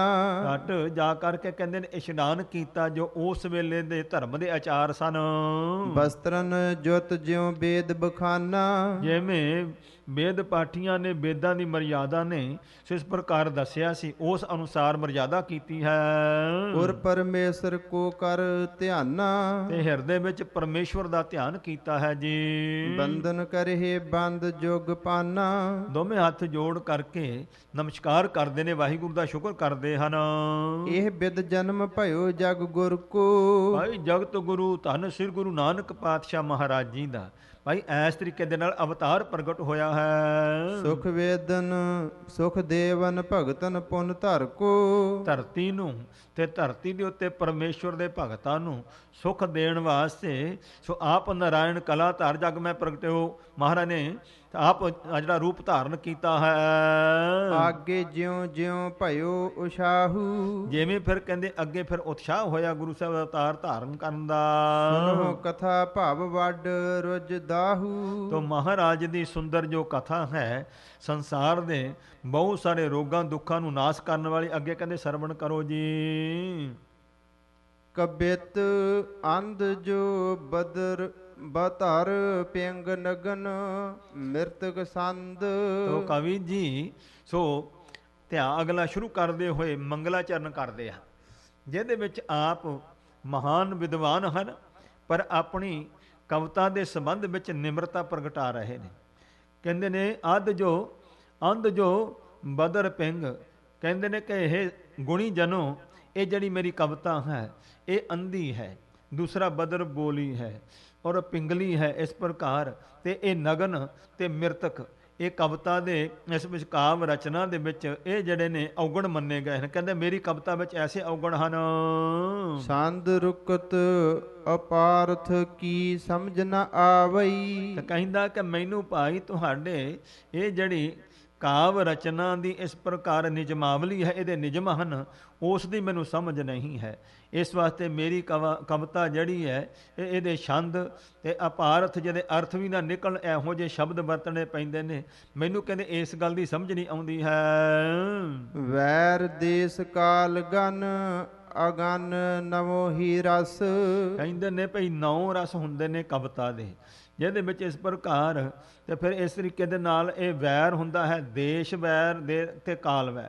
ਤੋ ਕਹਿੰਦੇ ਇਸ ਗੱਲ ਦੀ ਮੈਨੂੰ ਸਮਝ ਨਹੀਂ ਹੈ। ਬਿਬਥਾ ਅਲੰਕਾਰ ਹੂੰ ਕੋ ਭੇਦ ਨ ਹੈ ਪਾਵਈ, ਅਨੇਕ ਪ੍ਰਕਾਰ ਦੇ ਅਲੰਕਾਰ ਜਿਹੜੇ ਕਵਿਤਾ ਦੇ ਹਨ ਉਹਨਾਂ ਦਾ ਮੈਨੂੰ ਭੇਦ ਨਹੀਂ ਹੈ। ਕਵੀ ਜੀ ਨਿਮਰਤਾ ਜਣਾਉਂਦੇ ਹਨ। ਕੋ ਗੁਣ ਹੈ ਨਾ ਮੈਂ ਭਨਤ ਮਦ ਜਾਨੋ ਮਨ ਵਿੱਚ ਜਾਣ ਲਓ ਕਿ ਮੈਂ ਕਹਿੰਦਾ ਹਾਂ ਕਿ ਕੋਈ ਵੀ ਮੇਰੀ ਕਵਿਤਾ ਵਿੱਚ ਗੁਣ ਨਹੀਂ ਹੈ। ਗੁਨੀਅਨ ਹਾਸ ਜੋਗ ਅਟਪਟੀ ਜਾਵਈ, ਇਹ ਗੁਣੀ ਲੋਕਾਂ ਦੇ ਹੱਸ ਮਖੌਲ ਕਰਨ ਵਾਲੀ ਮੇਰੀ ਕਵਿਤਾ ਹੈ, ਅਟਪਟੀ ਮੇਰੀ ਕਵਿਤਾ ਜਾਂਦੀ ਹੈ। ਏਕ ਗੁਣ ਜਾਮੈ ਸੋ ਬਿਦਤ ਸ੍ਰਿਤ ਸੰਤ ਸੁਨੋ, ਇਹ ਸੰਤ ਜਣੋ ਸਰਵਣ ਕਰੋ। ਇੱਕ ਗੁਣ ਮੇਰੀ ਕਵਿਤਾ ਵਿੱਚ ਹੈ, ਉਹ ਪ੍ਰਗਟ ਹੈ, ਮੈਂ ਤੁਹਾਨੂੰ ਦੱਸਦਾ ਹਾਂ। ਸਤਿਗੁਰੂ ਕੀਰਤ ਸੋ ਨਿਰਮਲ ਭਾਵਈ, ਮੇਰੇ ਸਤਿਗੁਰੂ ਪਾਤਸ਼ਾਹ ਜੀ ਦੀ ਨਿਰਮਲ ਕੀਰਤੀ ਜਸ ਜਿਹੜਾ ਹੈ ਉਹ ਮੈਨੂੰ ਭਾਉਂਦਾ ਹੈ ਤੇ ਮੈਂ ਉਹ ਇਹਦੇ ਵਿੱਚ ਲਿਖ ਰਿਹਾ। ਇਹਦੇ ਵਿੱਚ ਕਵੀ ਜੀ ਇਸ ਗੱਲ ਨੂੰ ਜਣਾਉਂਦੇ ਨੇ, ਭਾਵੇਂ ਪਿੰਗਲ ਅਨੁਸਾਰ ਸਭ ਨਿਯਮਾਂ ਨੂੰ ਜਾਣਦੇ ਨੇ, ਪਰ ਕਹਿੰਦੇ ਨੇ ਭਾਈ 9 ਰਸ ਕਵਿਤਾ ਦੇ ਹੁੰਦੇ ਨੇ, ਪਰ ਮੇਰੇ ਕੋਲੋਂ ਇਹਨਾਂ ਦਾ ਧਿਆਨ ਨਹੀਂ ਹੈ, ਕਿਉਂਕਿ ਮੇਰੇ ਮਨ ਵਿੱਚ ਸੋ ਇਸ ਪ੍ਰਕਾਰ ਸੁਤੇ ਸਿੱਧ ਜੋ ਅਕਾਲ ਪੁਰਖ ਵਾਹਿਗੁਰੂ ਪਰਮੇਸ਼ਵਰ ਦਾ ਤੇ ਮੇਰੇ ਗੁਰੂ ਜੀ ਦਾ ਨਿਰਮਲ ਜਸ ਹੈ ਉਹ ਉਚਾਰਨ ਹੋ ਰਿਹਾ ਹੈ। ਇਸ ਵਾਸਤੇ ਮੇਰਾ ਮੁੱਖ ਭਾਵ ਸੋ ਤੁਹਾਡੇ ਕਵੀ ਲੋਕਾਂ ਦੇ ਬੰਧਨਾਂ ਵਿੱਚ ਨਹੀਂ, ਮੇਰਾ ਮਨ ਜਿਹੜਾ ਹੈ ਉਹ ਅਕਾਲ ਪੁਰਖ ਸਤਿਗੁਰੂ ਪਾਤਸ਼ਾਹ ਦੇ ਜਸ ਦੇ ਵਿੱਚ ਬੱਧਾ ਹੋਇਆ। ਸੁਤੇ ਸਿੱਧ ਜੋ ਮਹਾਰਾਜ ਦੀ ਕਿਰਪਾ ਨਾਲ ਸੁਫਰਨ ਹੈ, ਐਸੀ ਸੁਤੰਤਰ ਕਵਿਤਾ ਦੀ ਰਚਨਾ ਕਰਕੇ ਗੁਰੂ ਸਾਹਿਬ ਦਾ ਜਸ ਮੈਂ ਕਰ ਰਿਹਾ ਹਾਂ। ਦੋਹਰਾ ਨੋਰਾ ਸੁਰ ਸਰ ਬਕਰ ਗਤ, ਉਹ ਕਹਿੰਦੇ ਸਰਵਣ ਕਰੋ। ਜਿਸ ਤਰੀਕੇ ਦੇ ਨਾਲ ਸੁਰਸਰ ਜਿਹੜੀ ਇਸ ਪਰ ਗੰਗਾ ਹੈ ਉਸ ਦੇ ਜਲ ਦਾ ਪ੍ਰਵਾਹ ਜਿਹੜਾ ਹੈ ਬਕਰਗਤ, ਤੋਂ ਕਹਿੰਦੇ ਨੇ ਉਸ ਦਾ ਟੇਢਾ, ਕਿਉਂਕਿ ਨਦੀਆਂ ਦਰਿਆ ਕਦੇ ਸਿੱਧੇ ਨਹੀਂ ਚੱਲਦੇ, ਸੋ ਜਿਹੜਾ ਗੰਗਾ ਦਾ ਪ੍ਰਵਾਹ ਹੈ ਜਿਸ ਤਰ੍ਹਾਂ ਟੇਢਾ ਚੱਲਦਾ ਹੈ। ਗੁਣੀ ਨਾ ਔਗਣ ਜਾਨ, ਪਰ ਗੁਣੀ ਲੋਕ ਇਸ ਨੂੰ ਔਗਣ ਨਹੀਂ ਸਮਝਦੇ ਵੀ ਗੰਗਾ ਨਦੀ ਹੈ ਸਿੱਧੀ ਕਿਉਂ ਨਹੀਂ ਚੱਲਦੀ ਹੈ, ਕਦੇ ਇੱਧਰ ਨੂੰ ਵਿੰਗੀ ਕਦੇ ਟੇਢੀ ਚੱਲਦੀ ਹੈ। ਗੁਣੀ ਲੋਕ ਉਸ ਔਗਣ ਨੂੰ ਨਹੀਂ ਗਿਣਦੇ ਹਨ। ਸਾਦਰ ਸੋਤ ਹੈ ਮਹਿ ਸਦਾ ਕਰਹਿ ਪਾਨ ਇਸ਼ਨਾਨ। ਤੋ ਸਤਕਾਰ ਦੇ ਸਹਿਤ ਸਦਾ ਸੀ ਅੰਮ੍ਰਿਤ ਜਾਣ ਕਰਕੇ ਗੰਗਾ ਦੇ ਜਲ ਨੂੰ ਪਾਨ ਪੀਂਦੇ ਹਨ, ਉਹਦੇ ਵਿੱਚ ਇਸ਼ਨਾਨ ਕਰਦੇ ਹਨ। ਇਸ ਵਾਸਤੇ ਕਹਿੰਦੇ ਨੇ ਭਾਈ, ਭਾਵੇਂ ਮੇਰੀ ਕਪਤਾ ਅਟੀ ਪਟੀ ਟੇਢੀ ਹੈ, ਔਗੁਣਾ ਵਾਲੀ ਹੈ, ਪਰ ਕਹਿੰਦੇ ਇਹਦੇ ਵਿੱਚ ਇਹ ਗੁਣ ਹੈ ਕਿ ਜਿਸ ਤਰੀਕੇ ਦੇ ਨਾਲ ਗੰਗਾ ਦਾ ਜਲ ਅੰਮ੍ਰਿਤ ਕਰਕੇ ਦੁਨੀਆ ਇਸ਼ਨਾਨ ਪਾਨ ਕਰਦੀ ਹੈ, ਇਵੇਂ ਮੇਰੀ ਕਵਿਤਾ ਦੇ ਵਿੱਚ ਮੇਰੇ ਧੰਨ ਸਤਿਗੁਰੂ ਪਾਤਸ਼ਾਹ ਜੀ ਦਾ ਪਵਿੱਤਰ ਜਸ ਕੀਰਤੀ ਸੁੰਦਰ ਜਿਹੜੀ ਉਹ ਸ਼ੋਭਾ ਪਾ ਰਹੀ ਹੈ। ਸ੍ਰੀ ਬਾਲਾ ਸੁੰਦਰ ਵਾਚ। ਸ੍ਰੀ ਬਾਲਾ ਜੀ ਸੋ ਸੰਧੂ ਗੋਤ ਵਾਲੇ ਉਵਾਚ ਕਥਨ ਕਰਦੇ ਹਨ। ਚਉਪਈ ਕਹਿ ਬਾਲਾ ਸ੍ਰੀ ਅੰਗਦ ਸੁਣੀਏ। ਕਹਿੰਦੇ ਹਨ ਭਾਈ ਬਾਲਾ ਜੀ, ਸ੍ਰੀ ਗੁਰੂ ਅੰਗਦ ਦੇਵ ਸਾਹਿਬ ਮਹਾਰਾਜ ਜੀ ਸਰਵਣ ਕਰੋ। ਸ੍ਰੀ ਗੁਰ ਕਥਾ ਬਿਮਲ ਗੁਣ ਗੁਨੀਏ। ਸਤਿਗੁਰੂ ਪਾਤਸ਼ਾਹ ਜੀ ਦੀ ਬਿਮਲ ਉਜਲ ਜੋ ਕਥਾ ਹੈ, ਉਸ ਨੂੰ ਪਿਆਰ ਪੂਰਵਕ ਮਨ ਵਿੱਚ ਵਿਚਾਰ ਕਰਕੇ ਸਰਵਣ ਕਰੋ। ਭਈ ਭੋਰ ਨਿਜ ਦਾਸ ਬੁਲਾਇਆ। ਸਵੇਰ ਹੋਈ ਹੈ, ਆਪਣੇ ਸੇਵਕ ਨੂੰ ਬੁਲਾ ਲਿਆ ਹੈ। ਦਿਜ ਬਰ ਸਦਨ ਜਾਹ ਤੂੰ ਧਾਇਆ। ਤੋ ਕਹਿੰਦੇ ਨੇ ਆਪਣੇ ਸੇਵਕ ਨੂੰ ਬੁਲਾ ਕੇ ਮਹਿਤਾ ਕਾਲੂ ਜੀ ਇਸ ਪ੍ਰਕਾਰ ਤੋ ਕਹਿੰਦੇ ਨੇ ਤੁਸੀਂ ਨਿਜਬਰ ਪੰਡਤ ਜੀ ਦੇ ਘਰ ਵਿੱਚ ਜਾਓ ਛੇਤੀ। ਦੇਵਗ ਜੋ ਹਰਦਿਆਲ ਪਰਬੀਨਾ। ਜੋ ਕੁਲ ਦਾ ਪ੍ਰੋਤ ਹੈ ਹਰਦਿਆਲ ਪੁਰੋਹਿਤ ਜੀ, ਪਰਮੀਨਾ ਜੋ ਸਿਆਣਾ ਹੈ। ਅਨਹੁ ਤਾਹੇ ਬਿਲੰਬ ਬਹੀਨਾ। ਉਸ ਨੂੰ ਛੇਤੀ ਦੇ ਨਾਲ ਬਿਨਾਂ ਦੇਰੀ ਤੋਂ ਬੁਲਾ ਕੇ ਲਿਆਓ। ਸੁਨਤ ਦਾਸ ਬਿਜ ਸਦਨ ਸੁਜਾਈ। ਤੋ ਕਹਿੰਦੇ ਨੇ ਸੇਵਕ ਜਿਹੜਾ ਹੈ ਇਹ ਗੱਲ ਸੁਣ ਕਰਕੇ ਮਹਿਤਾ ਸਾਹਿਬ ਜੀ ਦੀ, ਤਾਂ ਕਹਿੰਦੇ ਨੇ ਬ੍ਰਾਹਮਣ ਦੇ ਘਰ ਵਿੱਚ ਗਿਆ ਹੈ। ਦਰ ਪਰ ਤਿਸ਼ਟ ਗੁਹਾਰ ਸੁਨਾਈ। ਉਸ ਦੇ ਦਰਵਾਜ਼ੇ ਤੇ ਜਾ ਕੇ ਤਿਸ਼ਟ ਖੜਾ ਹੋ ਕਰਕੇ ਆਵਾਜ਼ ਲਾਈ ਹੈ। ਚਉਪਈ ਸਰਤਵਾ ਬਚਨ ਬਿਪਰ ਹਰਦਿਆਲਾ। ਹਰਦਿਆਲ ਪ੍ਰੋਹਤ ਜੀ ਨੇ ਸੋ ਆਪਣੇ ਸੁਰਤਵਾ ਕੰਨਾਂ ਦੇ ਵਿੱਚ ਬਚਨ ਸੁਣੇ ਹਨ। ਆਲਿਏ ਦਰ ਨਿਕਸਿਓ ਤਤਕਾਲਾ। ਘਰ ਦੇ ਦਰਵਾਜ਼ੇ ਤੇ ਕਹਿੰਦੇ ਬਾਹਰ ਨਿਕਲਿਆ ਛੇਤੀ ਨਾਲ ਆ ਕੇ। ਦਿਜ ਜੂ ਕਾਲੂ ਮੁਝੇ ਪਠਾਇਆ। ਸੇਵਕ ਨੇ ਕਿਹਾ ਪੰਡਤ ਜੀ ਮੈਨੂੰ ਕਾਲੂ ਸਾਹਿਬ ਜੀ ਨੇ ਭੇਜਿਆ ਹੈ। ਚਲੋ ਆਪ ਤਤਕਾਲ ਬੁਲਾਇਆ। ਤੁਸੀਂ ਛੇਤੀ ਚਲੋ, ਛੇਤੀ ਨਾਲ ਘਰ ਵਿੱਚ ਬੁਲਾਇਆ ਹੈ ਉਹਨਾਂ ਨੇ। ਕਹਿ ਦਿਜ ਹਉ ਆਮੋ ਕਰ ਪੂਜਾ। ਤਾਂ ਬ੍ਰਾਹਮਣ ਜੀ ਕਹਿੰਦੇ ਹਨ ਕਿ ਭਾਈ ਮੈਂ ਪਹਿਲੇ ਪੂਜਾ ਕਰ ਲਵਾਂ, ਆਪਣਾ ਨਿਤਨੇਮ ਕਰ ਲਵਾਂ, ਫਿਰ ਆਵਾਂਗਾ। ਬਹੁਰ ਕਰੋ ਨਹਿ ਕਾਰਜ ਦੂਜਾ। ਉਸ ਤੋਂ ਬਾਅਦ ਮੈਂ ਦੂਜਾ ਹੋਰ ਕੋਈ ਕੰਮ ਨਹੀਂ ਕਰੂੰਗਾ। ਸੁਨ ਉੱਤਰ ਕੋ ਤਿਹ ਸ਼ਨ ਦਾਸਾ। ਤਾਂ ਸੇਵਕ ਪੰਡਤ ਜੀ ਦਾ ਇਹੋ ਜਵਾਬ ਸੁਣ ਕਰਕੇ ਛੇਤੀ ਨਾਲ ਕਾਲੂ ਪਾਸ ਕਰੀ ਅਰਦਾਸਾ। ਮਹਿਤਾ ਕਾਲੂ ਜੀ ਦੇ ਕੋਲ ਜਾ ਕਰਕੇ ਇਸੇ ਤਰ੍ਹਾਂ ਹੀ ਬੇਨਤੀ ਕਰ ਦਿੱਤੀ ਹੈ। ਘਟੀ 5 ਲਓ ਅਰਣਾ ਕਰਕੇ। 5 ਘੜੀਆਂ ਤੱਕ ਆਪਣੀ ਪੂਜਾ ਕਰਕੇ ਨਿਤਨੇਮ ਕਰਕੇ ਪੰਡਤ ਜੀ ਆਇਓ ਦਿਜਵ ਸਭ ਸਗੁਨ ਵਿਚਾਰ ਕੇ। ਸੋਹਣੇ ਆਪਣੇ ਵਿਚਾਰ ਦੇ ਸਹਿਤ ਸੋ ਪੰਡਤ ਜੀ ਆ ਗਏ ਹਨ। ਕਾਲੂ ਕੋ ਸਵਸਤੈਨ ਸੁਨਾਇਓ। ਆ ਕਰਕੇ ਮਹਿਤਾ ਕਾਲੂ ਜੀ ਨੂੰ ਅਸ਼ੀਰਵਾਦ ਦਿੱਤੀ ਹੈ ਪ੍ਰੋਹਤ ਜੀ ਨੇ। ਪਿਖ ਉਸ਼ਾਹ ਕੋ ਉਰ ਹੁਲਸਾਇਓ। ਬੜਾ ਉਤਸ਼ਾਹ ਜਾਣ ਕਰਕੇ ਬੜੀ ਖੁਸ਼ੀ ਹੋਈ ਹੈ ਪ੍ਰੋਹਤ ਜੀ ਨੂੰ। ਦੋਹਰਾ ਦਿਜ ਬਰ ਕੋ ਲੈ ਅਜਰ ਮਹਿ ਸਾਦਰ ਆਸਨ ਡਾਸ। ਬੜੇ ਸਤਿਕਾਰ ਦੇ ਨਾਲ ਸੋ ਵਿਹੜੇ ਦੇ ਵਿੱਚ ਆਸਣ ਵਿਛਾ ਕਰਕੇ ਪੰਡਤ ਜੀ ਨੂੰ ਲੈ ਕਰਕੇ ਕਾਲੂ ਜੀ ਬੈਠੇ ਹਨ। ਬੈਠਾਇਓ ਬਹੁ ਭਾਉ ਕਰ ਆਪ ਬੈਸ ਤਿਸ ਪਾਸ। ਸਤਿਕਾਰ ਦੇ ਨਾਲ ਪ੍ਰੋਹਤ ਜੀ ਨੂੰ ਬਿਠਾਇਆ ਹੈ ਤੇ ਮਹਿਤਾ ਕਾਲੂ ਜੀ ਕੋਲ ਬੈਠ ਗਏ ਹਨ ਪ੍ਰੇਮ ਸਹਿਤ। ਚਉਪਈ ਕਹਿ ਕਾਲੂ ਸੁਨ ਸਰੋਨ ਦਿਜ ਜੂ। ਤੋ ਕਹਿੰਦੇ ਹਨ ਮਹਿਤਾ ਕਾਲੂ ਜੀ, ਹੇ ਦਿਜਜੂ ਪ੍ਰੋਹਤ ਜੀ ਸੁਣੋ ਸਾਡਾ ਬਚਨ। ਦਇਓ ਸਦਨ ਮਮ ਤਾਤ ਗੋਬਿੰਦੂ। ਗੋਬਿੰਦ ਅਕਾਲ ਪੁਰਖ ਪਰਮੇਸ਼ਵਰ ਨੇ ਮੇਰੇ ਘਰ ਵਿੱਚ ਸੁਪੁੱਤਰ ਭੇਜਿਆ ਹੈ।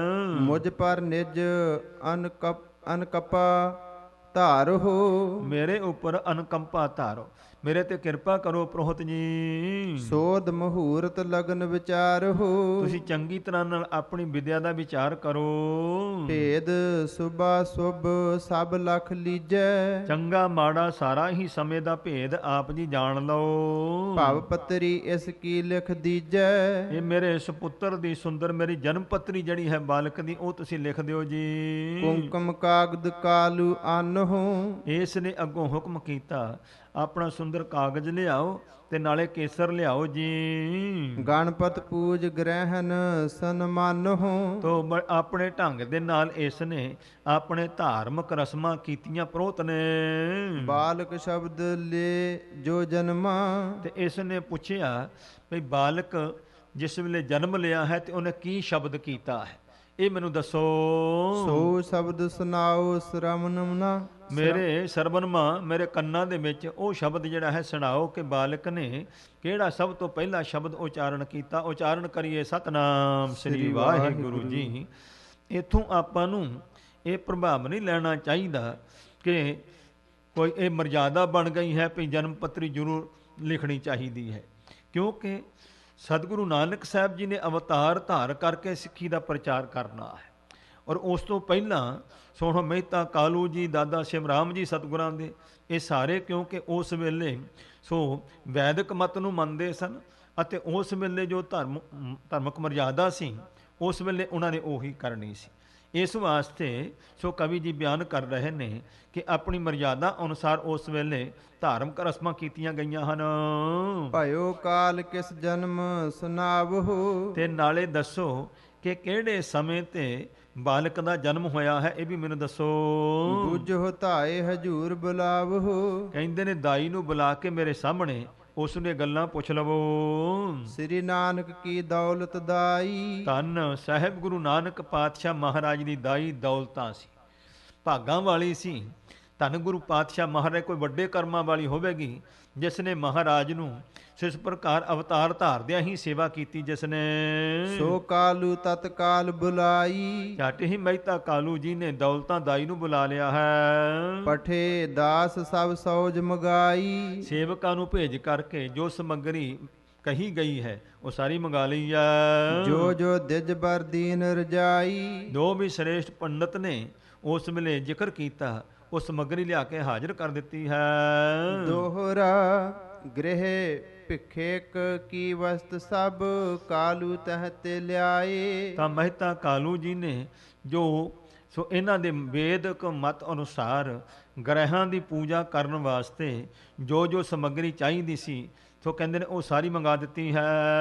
ਬਹੁਰੋ ਬੈਸਿ ਪਾਸ ਬਿਪ ਬਦਨ ਹੈ ਬਚਨ ਅਲਾਏ। ਤੇ ਫਿਰ ਬ੍ਰਾਹਮਣ ਜੀ ਦੇ ਕੋਲ ਬੈਠ ਕਰਕੇ ਮੁਖ ਤੋਂ ਕਹਿੰਦੇ ਇਉਂ ਬਚਨ ਕਿਹਾ ਹੈ। ਚੌਪਈ ਘਟੀ ਏਕ ਦੋ ਜਾਮ ਤ੍ਰਿਆ ਜਾਮਾ। ਤਰਜਾਮਾ ਜੋ ਰਾਤ ਸੀ ਦੋ ਪਹਿਰ ਤੋਂ ਉੱਪਰ ਇੱਕ ਘੜੀ ਗੁਜਰੀ ਸੀ ਜਦੋਂ। ਬਿਤੇ ਹੁਤੇ ਸਿਸ ਭਾਵ ਅਬਰਾਮਾ। ਸੁੰਦਰ ਬਾਲਕ ਨੇ ਭਾਵ ਅਵਤਾਰ ਧਾਰਨ ਕੀਤਾ। ਅੱਧੀ ਰਾਤ ਤੋਂ ਇੱਕ ਘੜੀ ਉੱਪਰ ਗੁਜ਼ਰ ਗਈ ਸੀ ਜਦੋਂ ਕਹਿੰਦੇ ਅਵਤਾਰ ਪ੍ਰਗਟ ਹੋਇਆ ਹੈ। ਕੌਣ ਸ਼ਬਦ ਲੈ ਉਪਜਿਓ ਬਾਲਕ। ਫਿਰ ਪੁੱਛਦਾ ਹੈ ਵੀ ਸ਼ਬਦ ਕਿਹੜਾ ਉਚਾਰਨ ਕੀਤਾ ਹੈ ਬਾਲਕ ਨੇ ਜਨਮ ਲੈਂਦਿਆਂ ਸਾਰ। ਧਾਏ ਬਤਾਵ ਸੋ ਤਤਕਾਲਕ। ਇਹ ਦੌਲਤਾਂ ਦਾਈ ਮੈਨੂੰ ਛੇਤੀ ਉਹ ਸ਼ਬਦ ਦੱਸ ਵੀ ਕੀ ਸ਼ਬਦ ਇਹਨਾਂ ਨੇ ਕਿਹਾ ਹੈ। ਬੋਲੀ ਬਚਨ ਦੌਲਤਾਂ ਦਾਈ। ਦੌਲਤਾਂ ਦਾਈ ਨੇ ਇਸ ਪ੍ਰਕਾਰ ਬਚਨ ਬੋਲਿਆ, ਕਹਿਣ ਲੱਗੀ ਸੁਨੋ ਬਿਰਤਾਂਤ ਅਹੋ ਦਿਜਰਾਈ। ਹੇ ਰਾਜਾ ਰੂਪ ਪੁਰੋਹਿਤ ਜੀ ਸੁਣੋ ਜੋ ਬਚਨ ਕੀਤਾ ਹੈ ਬਾਲਕ ਨੇ। ਬਹੁ ਸਿਸ ਜਨਮੇ ਮਮ ਕਰ ਮਾਹੀ। ਮੇਰੇ ਹੱਥਾਂ ਵਿੱਚ ਬਹੁਤ ਬੱਚਿਆਂ ਨੇ ਜਨਮ ਲਿਆ ਹੈ, ਕਿਉਂਕਿ ਪ੍ਰਾਚੀਨ ਸਮੇਂ ਵਿੱਚ ਇਹ ਦਾਈਆਂ ਹੀ ਇਸ ਪ੍ਰਕਾਰ ਸੇਵਾ ਕਰਿਆ ਕਰਦੀ ਜਦੋਂ ਬਾਲਕ ਜਨਮ ਲੈਂਦੇ ਸਨ। ਹਸਪਤਾਲ ਵਗੈਰਾ ਇਹ ਬਾਅਦ ਵਿੱਚ ਆਏ ਨੇ, ਪਰ ਉਸ ਵੇਲੇ ਇਹ ਬਹੁਤ ਸਿਆਣੀਆਂ ਹੋਇਆ ਕਰਦੀਆਂ ਸਨ, ਬਾਕੀ ਸਰੀਰ ਵੀ ਤਗੜੇ ਹੁੰਦੇ ਸਨ। ਤੇ ਇਸ ਤਰੀਕੇ ਦੇ ਨਾਲ ਦਾਈ ਜਿਹੜੀ ਹੈ ਉਸ ਨੇ ਸੇਵਾ ਕੀਤੀ ਹੈ। ਕਹਿੰਦੀ ਹੈ ਜਹ ਅਚਰਜ ਕਬ ਦੇਖਿਓ ਨਾਹੀ। ਕਹਿੰਦੀ ਮੇਰੇ ਹੱਥਾਂ ਵਿੱਚ ਬਹੁਤ ਬਾਲਕਾਂ ਨੇ ਜਨਮ ਲਿਆ, ਪਰ ਇਸ ਬਾਲਕ ਨੇ ਜਿਹੜਾ ਅਚਰਜ ਕੀਤਾ ਮੈਂ ਕਦੇ ਨਹੀਂ ਵੇਖਿਆ। ਦੀਰਘ ਨਰ ਜਿਉ ਬਿਗਸ ਮਿਲੇ ਹੈ। ਜਿਸ ਤਰ੍ਹਾਂ ਵੱਡੇ ਲੋਕ ਖੁਸ਼ ਹੋ ਕੇ ਆਪੋ ਵਿੱਚ ਮਿਲਦੇ ਹਨ ਜਿੱਦਾਂ, ਤਿਉ ਇਨ ਕੀਨੇ ਸ਼ਬਦ ਭਲੇ ਹੈ। ਤੋ ਸੋਹਣੇ ਸੁੰਦਰ ਸ਼ਬਦ ਇਹਨਾਂ ਨੇ ਜਨਮ ਲੈਂਦਿਆਂ ਸਾਰੇ ਹੀ ਇਸ ਤਰ੍ਹਾਂ ਦੇ ਕੀਤੇ ਹਨ। ਸੁਭ ਲਸਣ ਸੁਭ ਅੰਗਨ ਮਾਹੀ। ਬਾਕੀ ਇਹ ਬਾਲਕ ਦੇ ਸਰੀਰ ਦੇ ਅੰਗਾਂ ਵਿੱਚ ਸ਼ੁਭ ਲੱਛਣ ਹਨ, ਲੱਛਣ ਚੰਗੇ ਹਨ। ਆਨ ਨਰਨ ਜਿਉ ਨਰ ਇਹ ਨਾਹੀ, ਬਾਕੀ ਆਮ ਮਨੁੱਖਾਂ ਵਰਗਾ ਇਹ ਮਨੁੱਖ ਸਰੀਰ ਨਹੀਂ ਹੈ ਜੀ। ਦੋਹਰਾ ਸੁਨ ਦਿਜ ਬਰ ਸਭ ਬਚਨ ਕੋ, ਜੋਤ ਸਕੀਨ ਵਿਚਾਰ। ਤੋ ਸਾਰੀਆਂ ਗੱਲਾਂ ਸੋ ਇਸ ਸਿਆਣੇ ਪੰਡਤ ਨੇ ਸੁਣ ਲਈਆਂ ਨੇ। ਹੁਣ ਆਪਣੀ ਗਣਤ ਵਿਦਿਆ ਜੋਤਿਸ਼ ਦੀ ਵਿਦਿਆ ਦਾ ਵਿਚਾਰ ਕਰਦਾ ਹੈ। ਸ਼ੁਭ ਨਛਤਰ ਸ਼ੁਭ ਕਾਲ ਮਹਿ, ਸ਼ੁਭ ਥਿਤ ਪੁਨ ਸ਼ੁਭ ਵਾਰ। ਵਾਰ ਵੀ ਸੋਹਣਾ ਹੈ, ਥਿਤ ਵੀ ਚੰਗੀ ਹੈ। ਤੋ ਨਛੱਤਰ ਵੀ ਸੋਹਣਾ ਹੈ ਜਿਹਦੇ ਵਿੱਚ ਬਾਲਕ ਦਾ ਅਵਤਾਰ ਹੋਇਆ ਹੈ। ਚਉਪਈ ਭਲੇ ਲਗਨ ਮਹਿ ਬਾਲਕ ਜਨਮਾ। ਕਹਿੰਦੇ ਨੇ ਇਹ ਜਿਸ ਲਗਨ ਵਿੱਚ ਸੋ ਮਹਾਰਾਜ ਦਾ ਜਨਮ ਹੋਇਆ, ਲਗਨ ਬੜਾ ਸ਼ੁਭ ਹੈ। ਲਗਨ ਤੋਂ ਭਾਵ ਹੈ ਕਿ ਜਿਸ ਤਰ੍ਹਾਂ ਹੁਣ ਅਸੀਂ ਟਾਈਮ ਦੀ ਵੰਡ ਕੀਤੀ ਹੋਈ ਆ ਵੀ ਇੰਨੇ ਵਜੇ ਨੇ, ਪੁਰਾਣੇ ਸਮੇਂ ਵਿੱਚ ਇਹ ਲਗਨ ਗਿਣੇ ਜਾਂਦੇ ਸਨ। ਕਿਹੜਾ ਲਗਨ ਭਾਵ ਕਿਹੜਾ ਸਮਾਂ ਹੈ, ਤਾਂ ਉਹ ਕਹਿੰਦੇ ਸ਼ੁਭ ਲਗਨ ਹੈ ਜੀ, ਸਮਾਂ ਚੰਗਾ ਹੈ। ਬਿਦੁਖ ਵਿਚਾਰ ਕਰਤ ਬਹੁ ਮਨ ਮਾ। ਇਹ ਪੰਡਤ ਮਨ ਵਿੱਚ ਬੜਾ ਵਿਚਾਰ ਕਰਦਾ ਹੈ। ਜਹ ਸਿਸ ਹੈ ਅਵਤਾਰੀ ਕੋ। ਮਨ ਚ ਆਪਣੇ ਮਨ ਚ ਵਿਚਾਰਾਂ ਕਰਦਾ ਵੀ ਇਹ ਬਾਲਕ ਜਿਹੜਾ ਕੋਈ ਅਵਤਾਰ ਹੈ, ਇਹ ਆਮ ਬਾਲਕ ਨਹੀਂ ਹੈ। ਵੱਡੇ ਭਾਗ ਕਾਲੂ ਕੇ ਹੋਊ। ਇਹ ਤਾਂ ਕਾਲੂ ਜੀ ਦੇ ਬਹੁਤੇ ਵੱਡੇ ਭਾਗ ਹੋਣਗੇ।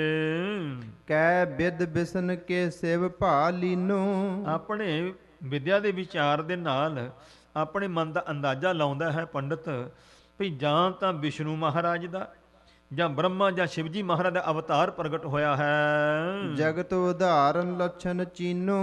ਕਿਉਂਕਿ ਇਹ ਜਿੰਨੇ ਵੀ ਲੱਛਣ ਨਿਸ਼ਾਨੀਆਂ ਮੈਂ ਦੇਖ ਰਿਹਾ ਹਾਂ, ਇਹ ਜਗਤ ਦੇ ਤਾਰਨ ਵਾਲੀਆਂ ਹਨ, ਅਵਤਾਰਾਂ ਵਾਲੇ ਗੁਣ ਹਨ ਇਹ। ਆਤ ਪੱਤਰ ਇਸ ਸੀਸ ਚੁਲਾਰੇ। ਕਿਉਂਕਿ ਇਹਨਾਂ ਦੇ ਸੀਸ ਤੇ ਚੌਰ ਤੇ ਛਤਰ ਝੂਲੇਗਾ। ਪੁਰਬੀ ਨਿਸਾ ਜਨਮ ਭਇਓ ਬਾਰੇ। ਕਿਉਂਕਿ ਇਸ ਬਾਰੇ ਬਾਲਕ ਦਾ ਜਨਮ ਜਿਹੜਾ ਹੈ ਇਹ ਪੂਰਨਮਾਸ਼ੀ ਪੁਰਬ ਦਾ ਦਿਨ ਹੈ, ਜਿਸ ਦਿਨ ਮਹਾਰਾਜ ਨੇ ਅਵਤਾਰ ਧਾਰਿਆ ਹੈ। ਚੱਕਰਵਰਤ ਹੋਵੇ ਭਵ ਮਾਹੀ। ਇਹ ਸੰਸਾਰ ਦੇ ਵਿੱਚ ਚੱਕਰਵਰਤੀ ਹੋਣਗੇ, ਚੌਂ ਚੱਕਾਂ ਦੇ ਵਿੱਚ ਇਹਨਾਂ ਦਾ ਜਸ ਹੋਵੇਗਾ। ਕਰਹਿ ਦਿਜ ਵਿਜੈ ਸੰਸੈ ਨਾਹੀ। ਕਹਿੰਦੇ ਇਹਦੇ ਵਿੱਚ ਕੋਈ ਸ਼ੰਕਾ ਨਹੀਂ, ਇਹ ਦਿਗ ਬਜਾਈ ਦਸੋ ਦਿਸ਼ਾ ਨੂੰ ਜਿੱਤਣ ਵਾਲੇ ਹੋਣਗੇ ਅਵਤਾਰ। ਦਰਸ਼ਨ ਕੀ ਉਰ ਲਾਲ ਸਕੀਨੀ। ਇਹ ਸੋਹਣੇ ਅਜੇ ਇਸ ਨੇ ਲੱਛਣ ਸੁਣੇ ਹਨ, ਦਾਈ ਤੋਂ ਤੇ ਸਮਾਂ ਆਦਿਕ ਸੁਣਿਆ, ਤਾਂ ਝੱਟ ਹੀ ਮਨ ਵਿੱਚ ਇਸ ਦੇ ਇਹ ਲਾਲਸਾ ਹੋਈ ਹੈ ਕਿ ਇਹ ਅਵਤਾਰੀ ਪੁਰਸ਼ ਜਦ ਆਇਆ ਹੈ, ਇਹਦੇ ਮੈਂ ਦਰਸ਼ਨ ਕਰਾਂ। ਤਾਂ ਉਸ ਵੇਲੇ ਝੱਟ ਮਨ 'ਚ ਵਿਚਾਰ ਕੀਤਾ ਕਿ ਦਰਸ਼ਨ ਕਰੀਏ। ਦੇਹ ਸਫਲ ਆਪਣੀ ਦਿਜ ਚੀਨੀ। ਜਾਣਿਆ ਕਿ ਮੈਂ ਦਰਸ਼ਨ ਕਰਕੇ ਆਪਣਾ ਸਰੀਰ ਸਫਲਾ ਕਰ ਲਵਾਂ, ਐਸੇ ਅਵਤਾਰ ਦਾ ਦਰਸ਼ਨ ਕਰਾਂ। ਦੋਹਰਾ ਕਾਲੂ ਸੌ ਪੁਨ ਦਿਜ ਕਹੀ, ਬਾਲਕ ਮੋਹਿ ਦਿਖਾਏ। ਤਾਂ ਉਸ ਵੇਲੇ ਪ੍ਰੋਹਤ ਜੀ ਨੇ ਕਿਹਾ, ਮਹਿਤਾ ਕਾਲੂ ਜੀ ਮੈਨੂੰ ਬਾਲਕ ਦਾ ਦਰਸ਼ਨ ਕਰਾਓ। ਸੁਨ ਕਰ ਦਾਈ ਦੌਲਤਾਂ, ਲੀਨੇ ਸ਼ਬਦ ਬੁਲਾਏ। ਤਾਂ ਝੱਟ ਹੀ ਕਾਲੂ ਜੀ ਨੇ ਦੌਲਤਾਂ ਦਾਈ ਨੂੰ ਪਾਸ ਬੁਲਾਇਆ ਆਪਣੇ। ਚਉਪਈ ਬਾਲਕ ਆਨ ਵਿਪਰ ਕੇ ਪਾਸਾ। ਕਿਹਾ ਕਿ ਬਾਲਕ ਨੂੰ ਅੰਦਰੋਂ ਲਿਆਓ ਪੰਡਤ ਜੀ ਦੇ ਕੋਲ। ਧਾਏ ਗਈ ਸੁਨ ਮਦ ਅਵਾਸਾ। ਤਾਂ ਇਹ ਗੱਲ ਸੁਣ ਕਰਕੇ ਧਾਏ ਜੋ ਦਾਈ ਹੈ ਸੋ ਘਰ ਦੇ ਅੰਦਰ ਪ੍ਰਵੇਸ਼ ਕੀਤਾ ਉਸਨੇ। ਜਾਚਿਓ ਬਾਲਕ ਜਨਨ ਨਾ ਦੇਈ। ਤੋ ਮਾਤਾ ਜੀ ਨੂੰ ਜਾ ਕੇ ਕਿਹਾ ਜਿਸ ਵੇਲੇ ਕਿ ਬਾਲਕ ਬਾਹਰ ਬੁਲਾਇਆ ਕਿ ਬਾਲਕ ਦਾ ਦਰਸ਼ਨ ਕਰਾਓ, ਤੇ ਮਾਤਾ ਜੀ ਬਾਲਕ ਦਿੰਦੇ ਨਹੀਂ ਹਨ।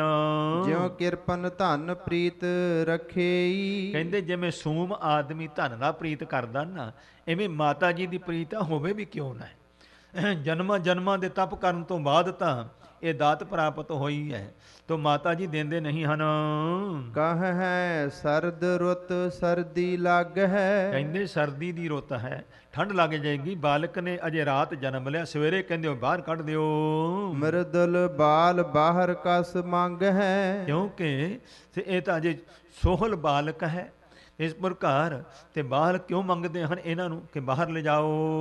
ਬਹੁਰ ਬੇਦੁਖ ਹੈ ਬਾਰੰਬਾਰਾ। ਪਰ ਪੰਡਤ ਨੇ ਬਾਰ-ਬਾਰ ਜਿੱਦ ਕੀਤੀ ਹੈ, ਵਿਦੂਖ ਪੰਡਤ ਨੇ ਕਿ ਮੈਨੂੰ ਦਰਸ਼ਨ ਜ਼ਰੂਰ ਕਰਾਓ ਜੀ। ਜਾਚਿਓ ਦਿਓ ਤਾਤ ਅਤ ਪਿਆਰਾ, ਤਾਂ ਕਹਿੰਦੇ ਨੇ ਸੋ ਜਾਚਿਆ ਮੰਗਿਆ ਹੈ, ਅਤ ਪਿਆਰਾ ਪੁੱਤਰ ਫਿਰ ਮਾਤਾ ਨੇ ਦੇ ਦਿੱਤਾ ਹੈ। ਲੇਕਰ ਦੌਲਤ ਬਾਹਰ ਆਈ, ਤੇ ਦੌਲਤਾਂ ਦਾਈ ਧੰਨ ਸਾਹਿਬ ਗੁਰੂ ਨਾਨਕ ਪਾਤਸ਼ਾਹ ਮਹਾਰਾਜ ਜੀ ਨੂੰ ਸੋ ਅਵਤਾਰ ਧਾਰਨ ਕੀਤਾ ਹੈ। ਦੌਲਤਾਂ ਦਾਈ ਸੁੰਦਰ ਬਸਤਰਾਂ ਚ ਲਪੇਟ ਕੇ ਬਾਹਰ ਲਿਆਈ ਹੈ। ਆਨਨ ਆਰਨ ਜਾਤ ਸੁਹਾਈ, ਧੰਨ ਸਾਹਿਬ ਗੁਰੂ ਨਾਨਕ ਪਾਤਸ਼ਾਹ ਜੀ ਦਾ ਸੁੰਦਰ ਮੁਖੜਾ ਜਿਹੜਾ ਹੈ ਨਾ ਸੋ ਕਮਲ ਦੀਆਂ ਪੰਖੜੀਆਂ ਵਰਗਾ ਸੁੰਦਰ, ਲਾਲ ਲਾਲ ਸੋਹਲ ਕੋਮਲ ਬਹੁਤ ਸੁੰਦਰ ਹੈ। ਲਗ ਤਨ ਜੋਤ ਵਿਸਾਲ ਬਿਰਾਜ ਹੈ, ਕਹਿੰਦੇ ਸਰੀਰ ਤਾਂ ਭਾਵੇਂ ਅਜੇ ਲਘੂ ਛੋਟਾ ਹੀ ਹੈ ਪਰ ਜੋਤ ਮਹਾਨ ਹੈ ਮਹਾਰਾਜ ਦੇ ਮੱਥੇ ਤੇ। ਜਿਉ ਬਟ ਅਖੈ ਰੂਪ ਲਗ ਸੱਜ ਹੈ, ਕਹਿੰਦੇ ਜਿਸ ਤਰ੍ਹਾਂ ਬੋਹੜ ਦਾ ਦਰਖਤ ਛੋਟਾ ਜਿਹਾ ਫੱਬਦਾ ਹੈ ਪਰ ਪੱਟਿਆ ਨਹੀਂ ਜਾ ਸਕਦਾ, ਲੰਬੀ ਉਮਰ ਹੁੰਦੀ ਜਿਸ ਤਰ੍ਹਾਂ। ਦੋਹਰਾ ਦਿਜਵਰ ਅਤਮਤਵਾਨ, ਮਨ ਸਰਬ ਲਿੰਗ ਪਹਿਚਾਨ। ਇਹ ਹੁਣ ਪੰਡਿਤ ਬੜਾ ਸਿਆਣਾ ਸੀ ਤੋ ਇਸ ਨੇ ਸਤਿਗੁਰੂ ਦੇ ਸਰੀਰ ਦਾ ਦਰਸ਼ਨ ਕੀਤਾ ਤੇ ਸਰੀਰ ਦੀਆਂ ਸਾਰੀਆਂ ਨਿਸ਼ਾਨੀਆਂ ਜਿਹੜੀਆਂ ਇਸ ਨੇ ਪਛਾਣੀਆਂ ਹਨ। ਹੇਰਤ ਔਰ ਹਰਖਤ ਸਰਸ ਠਾਡਾ ਭਇਓ ਸੁਜਾਨ। ਤੋ ਮਹਾਰਾਜ ਦੇ ਬਾਲਾ ਸਰੂਪ ਦੇ ਦਰਸ਼ਨ ਦੀਦਾਰ ਕਰਕੇ ਅੰਗਾਂ ਦੇ ਸੋਹਣੀਆਂ ਨਿਸ਼ਾਨੀਆਂ ਜਾਣ ਕੇ ਸਤਿਕਾਰ ਵਿੱਚ ਪੰਡਤ ਜੀ ਉੱਠ ਕੇ ਖੜਾ ਹੋ ਕਰਕੇ ਨਮਸਕਾਰ ਕੀਤੀ ਹੈ। ਗੁਰੂ ਦੇ ਅਦਬ ਵਿੱਚ ਸਤਿਕਾਰ ਕੀਤਾ ਹੈ, ਐਸਾ ਸਰੂਪ ਜਾਣਿਆ ਪਰਮੇਸ਼ਰ ਰੂਪ। ਚਉਪਈ ਪੁਲਕਿਓ ਪਰਮ ਪ੍ਰੇਮ ਮਹਿ ਮਨੁਆ। ਤਾਂ ਕਹਿੰਦੇ ਝੱਟ ਹੀ ਦਰਸ਼ਨ ਕਰਦਿਆਂ ਸਾਰੇ ਸਰੀਰ ਤੇ ਪੁਲਕਾਵਲੀ ਆ ਗਈ, ਰੌਂਗਟੇ ਖੜੇ ਹੋ ਗਏ ਨੇ। ਤੇ ਦੇਖੋ ਇੱਥੋਂ ਸਿੱਧ ਹੁੰਦਾ ਹੈ ਕਿ ਹਰਦਿਆਲ ਪੁਰੋਹਿਤ ਨੇ ਸਭ ਤੋਂ ਪਹਿਲਾਂ ਗੁਰੂ ਨਾਨਕ ਨੂੰ ਪਛਾਣ ਲਿਆ ਪਹਿਲੇ ਦਿਨ ਹੀ, ਤੇ ਉੱਠ ਕੇ ਸਤਕਾਰ ਵਿੱਚ ਖੜਾ ਹੋ ਕਰਕੇ ਪੁਲਕਾਵਲੀ ਖੜੀ ਹੋ ਗਈ। ਐਸੀ ਹੈਰਾਨਗੀ, ਐਸੇ ਦਰਸ਼ਨ ਕਰਕੇ ਪ੍ਰਭਾਵ ਛਾਇਆ ਇਸ ਦੇ ਉੱਪਰ।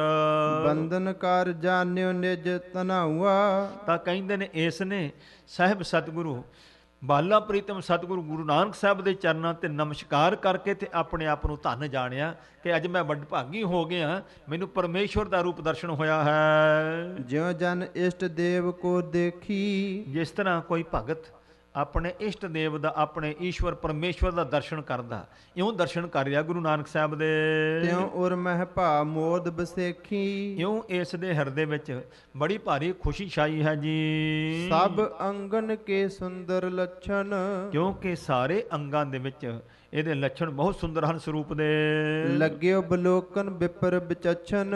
ਇਹ ਸਿਆਣਾ ਪੰਡਤ ਹੁਣ ਪਰਖ ਕਰ ਰਿਹਾ ਹੈ, ਸੋ ਸਰੀਰ ਦੀਆਂ ਨਿਸ਼ਾਨੀਆਂ ਦੇਖ ਦੇਖ ਕੇ ਸੋਹਣੀ ਪਰਖ ਕਰਦਾ ਹੈ ਜੀ। ਅਰਨ ਚਰਨ ਬਰ ਮ੍ਰਿਦਲ ਸੁਹਾਵੈ। ਦੇਖਦਾ ਹੈ ਕਿ ਮਹਾਰਾਜ ਦੇ ਸੁੰਦਰ ਚਰਨ ਜਿਹੜੇ ਨੇ ਲਾਲ ਲਾਲ ਤੇ ਕੋਮਲ ਸ਼ੋਭਾ ਪਾ ਰਹੇ ਹਨ।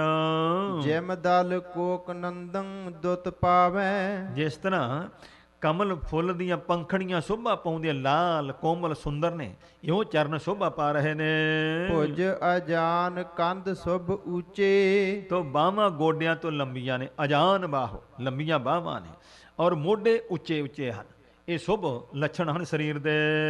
ਕਰਜ ਅਰਨ ਜਿਉ ਨਗ ਹੋਏ ਸੁੱਚੇ। ਤੇ ਜਿਹੜੇ ਇਸ ਪ੍ਰਕਾਰ ਸੋ ਜਿਹੜੇ ਨਹੁੰ ਨੇ ਇਸ ਪ੍ਰਕਾਰ ਹੱਥਾਂ ਪੈਰਾਂ ਦੇ, ਉਹ ਜਿਵੇਂ ਸੁੱਚੇ ਨਗ ਹੁੰਦੇ ਨੇ, ਇਹੋ ਜਿਹੇ ਚਮਕਦਾਰ ਸੁੰਦਰ ਗੋਲ ਗੋਲ ਸੁੰਦਰ ਨਹੁੰ ਹਨ।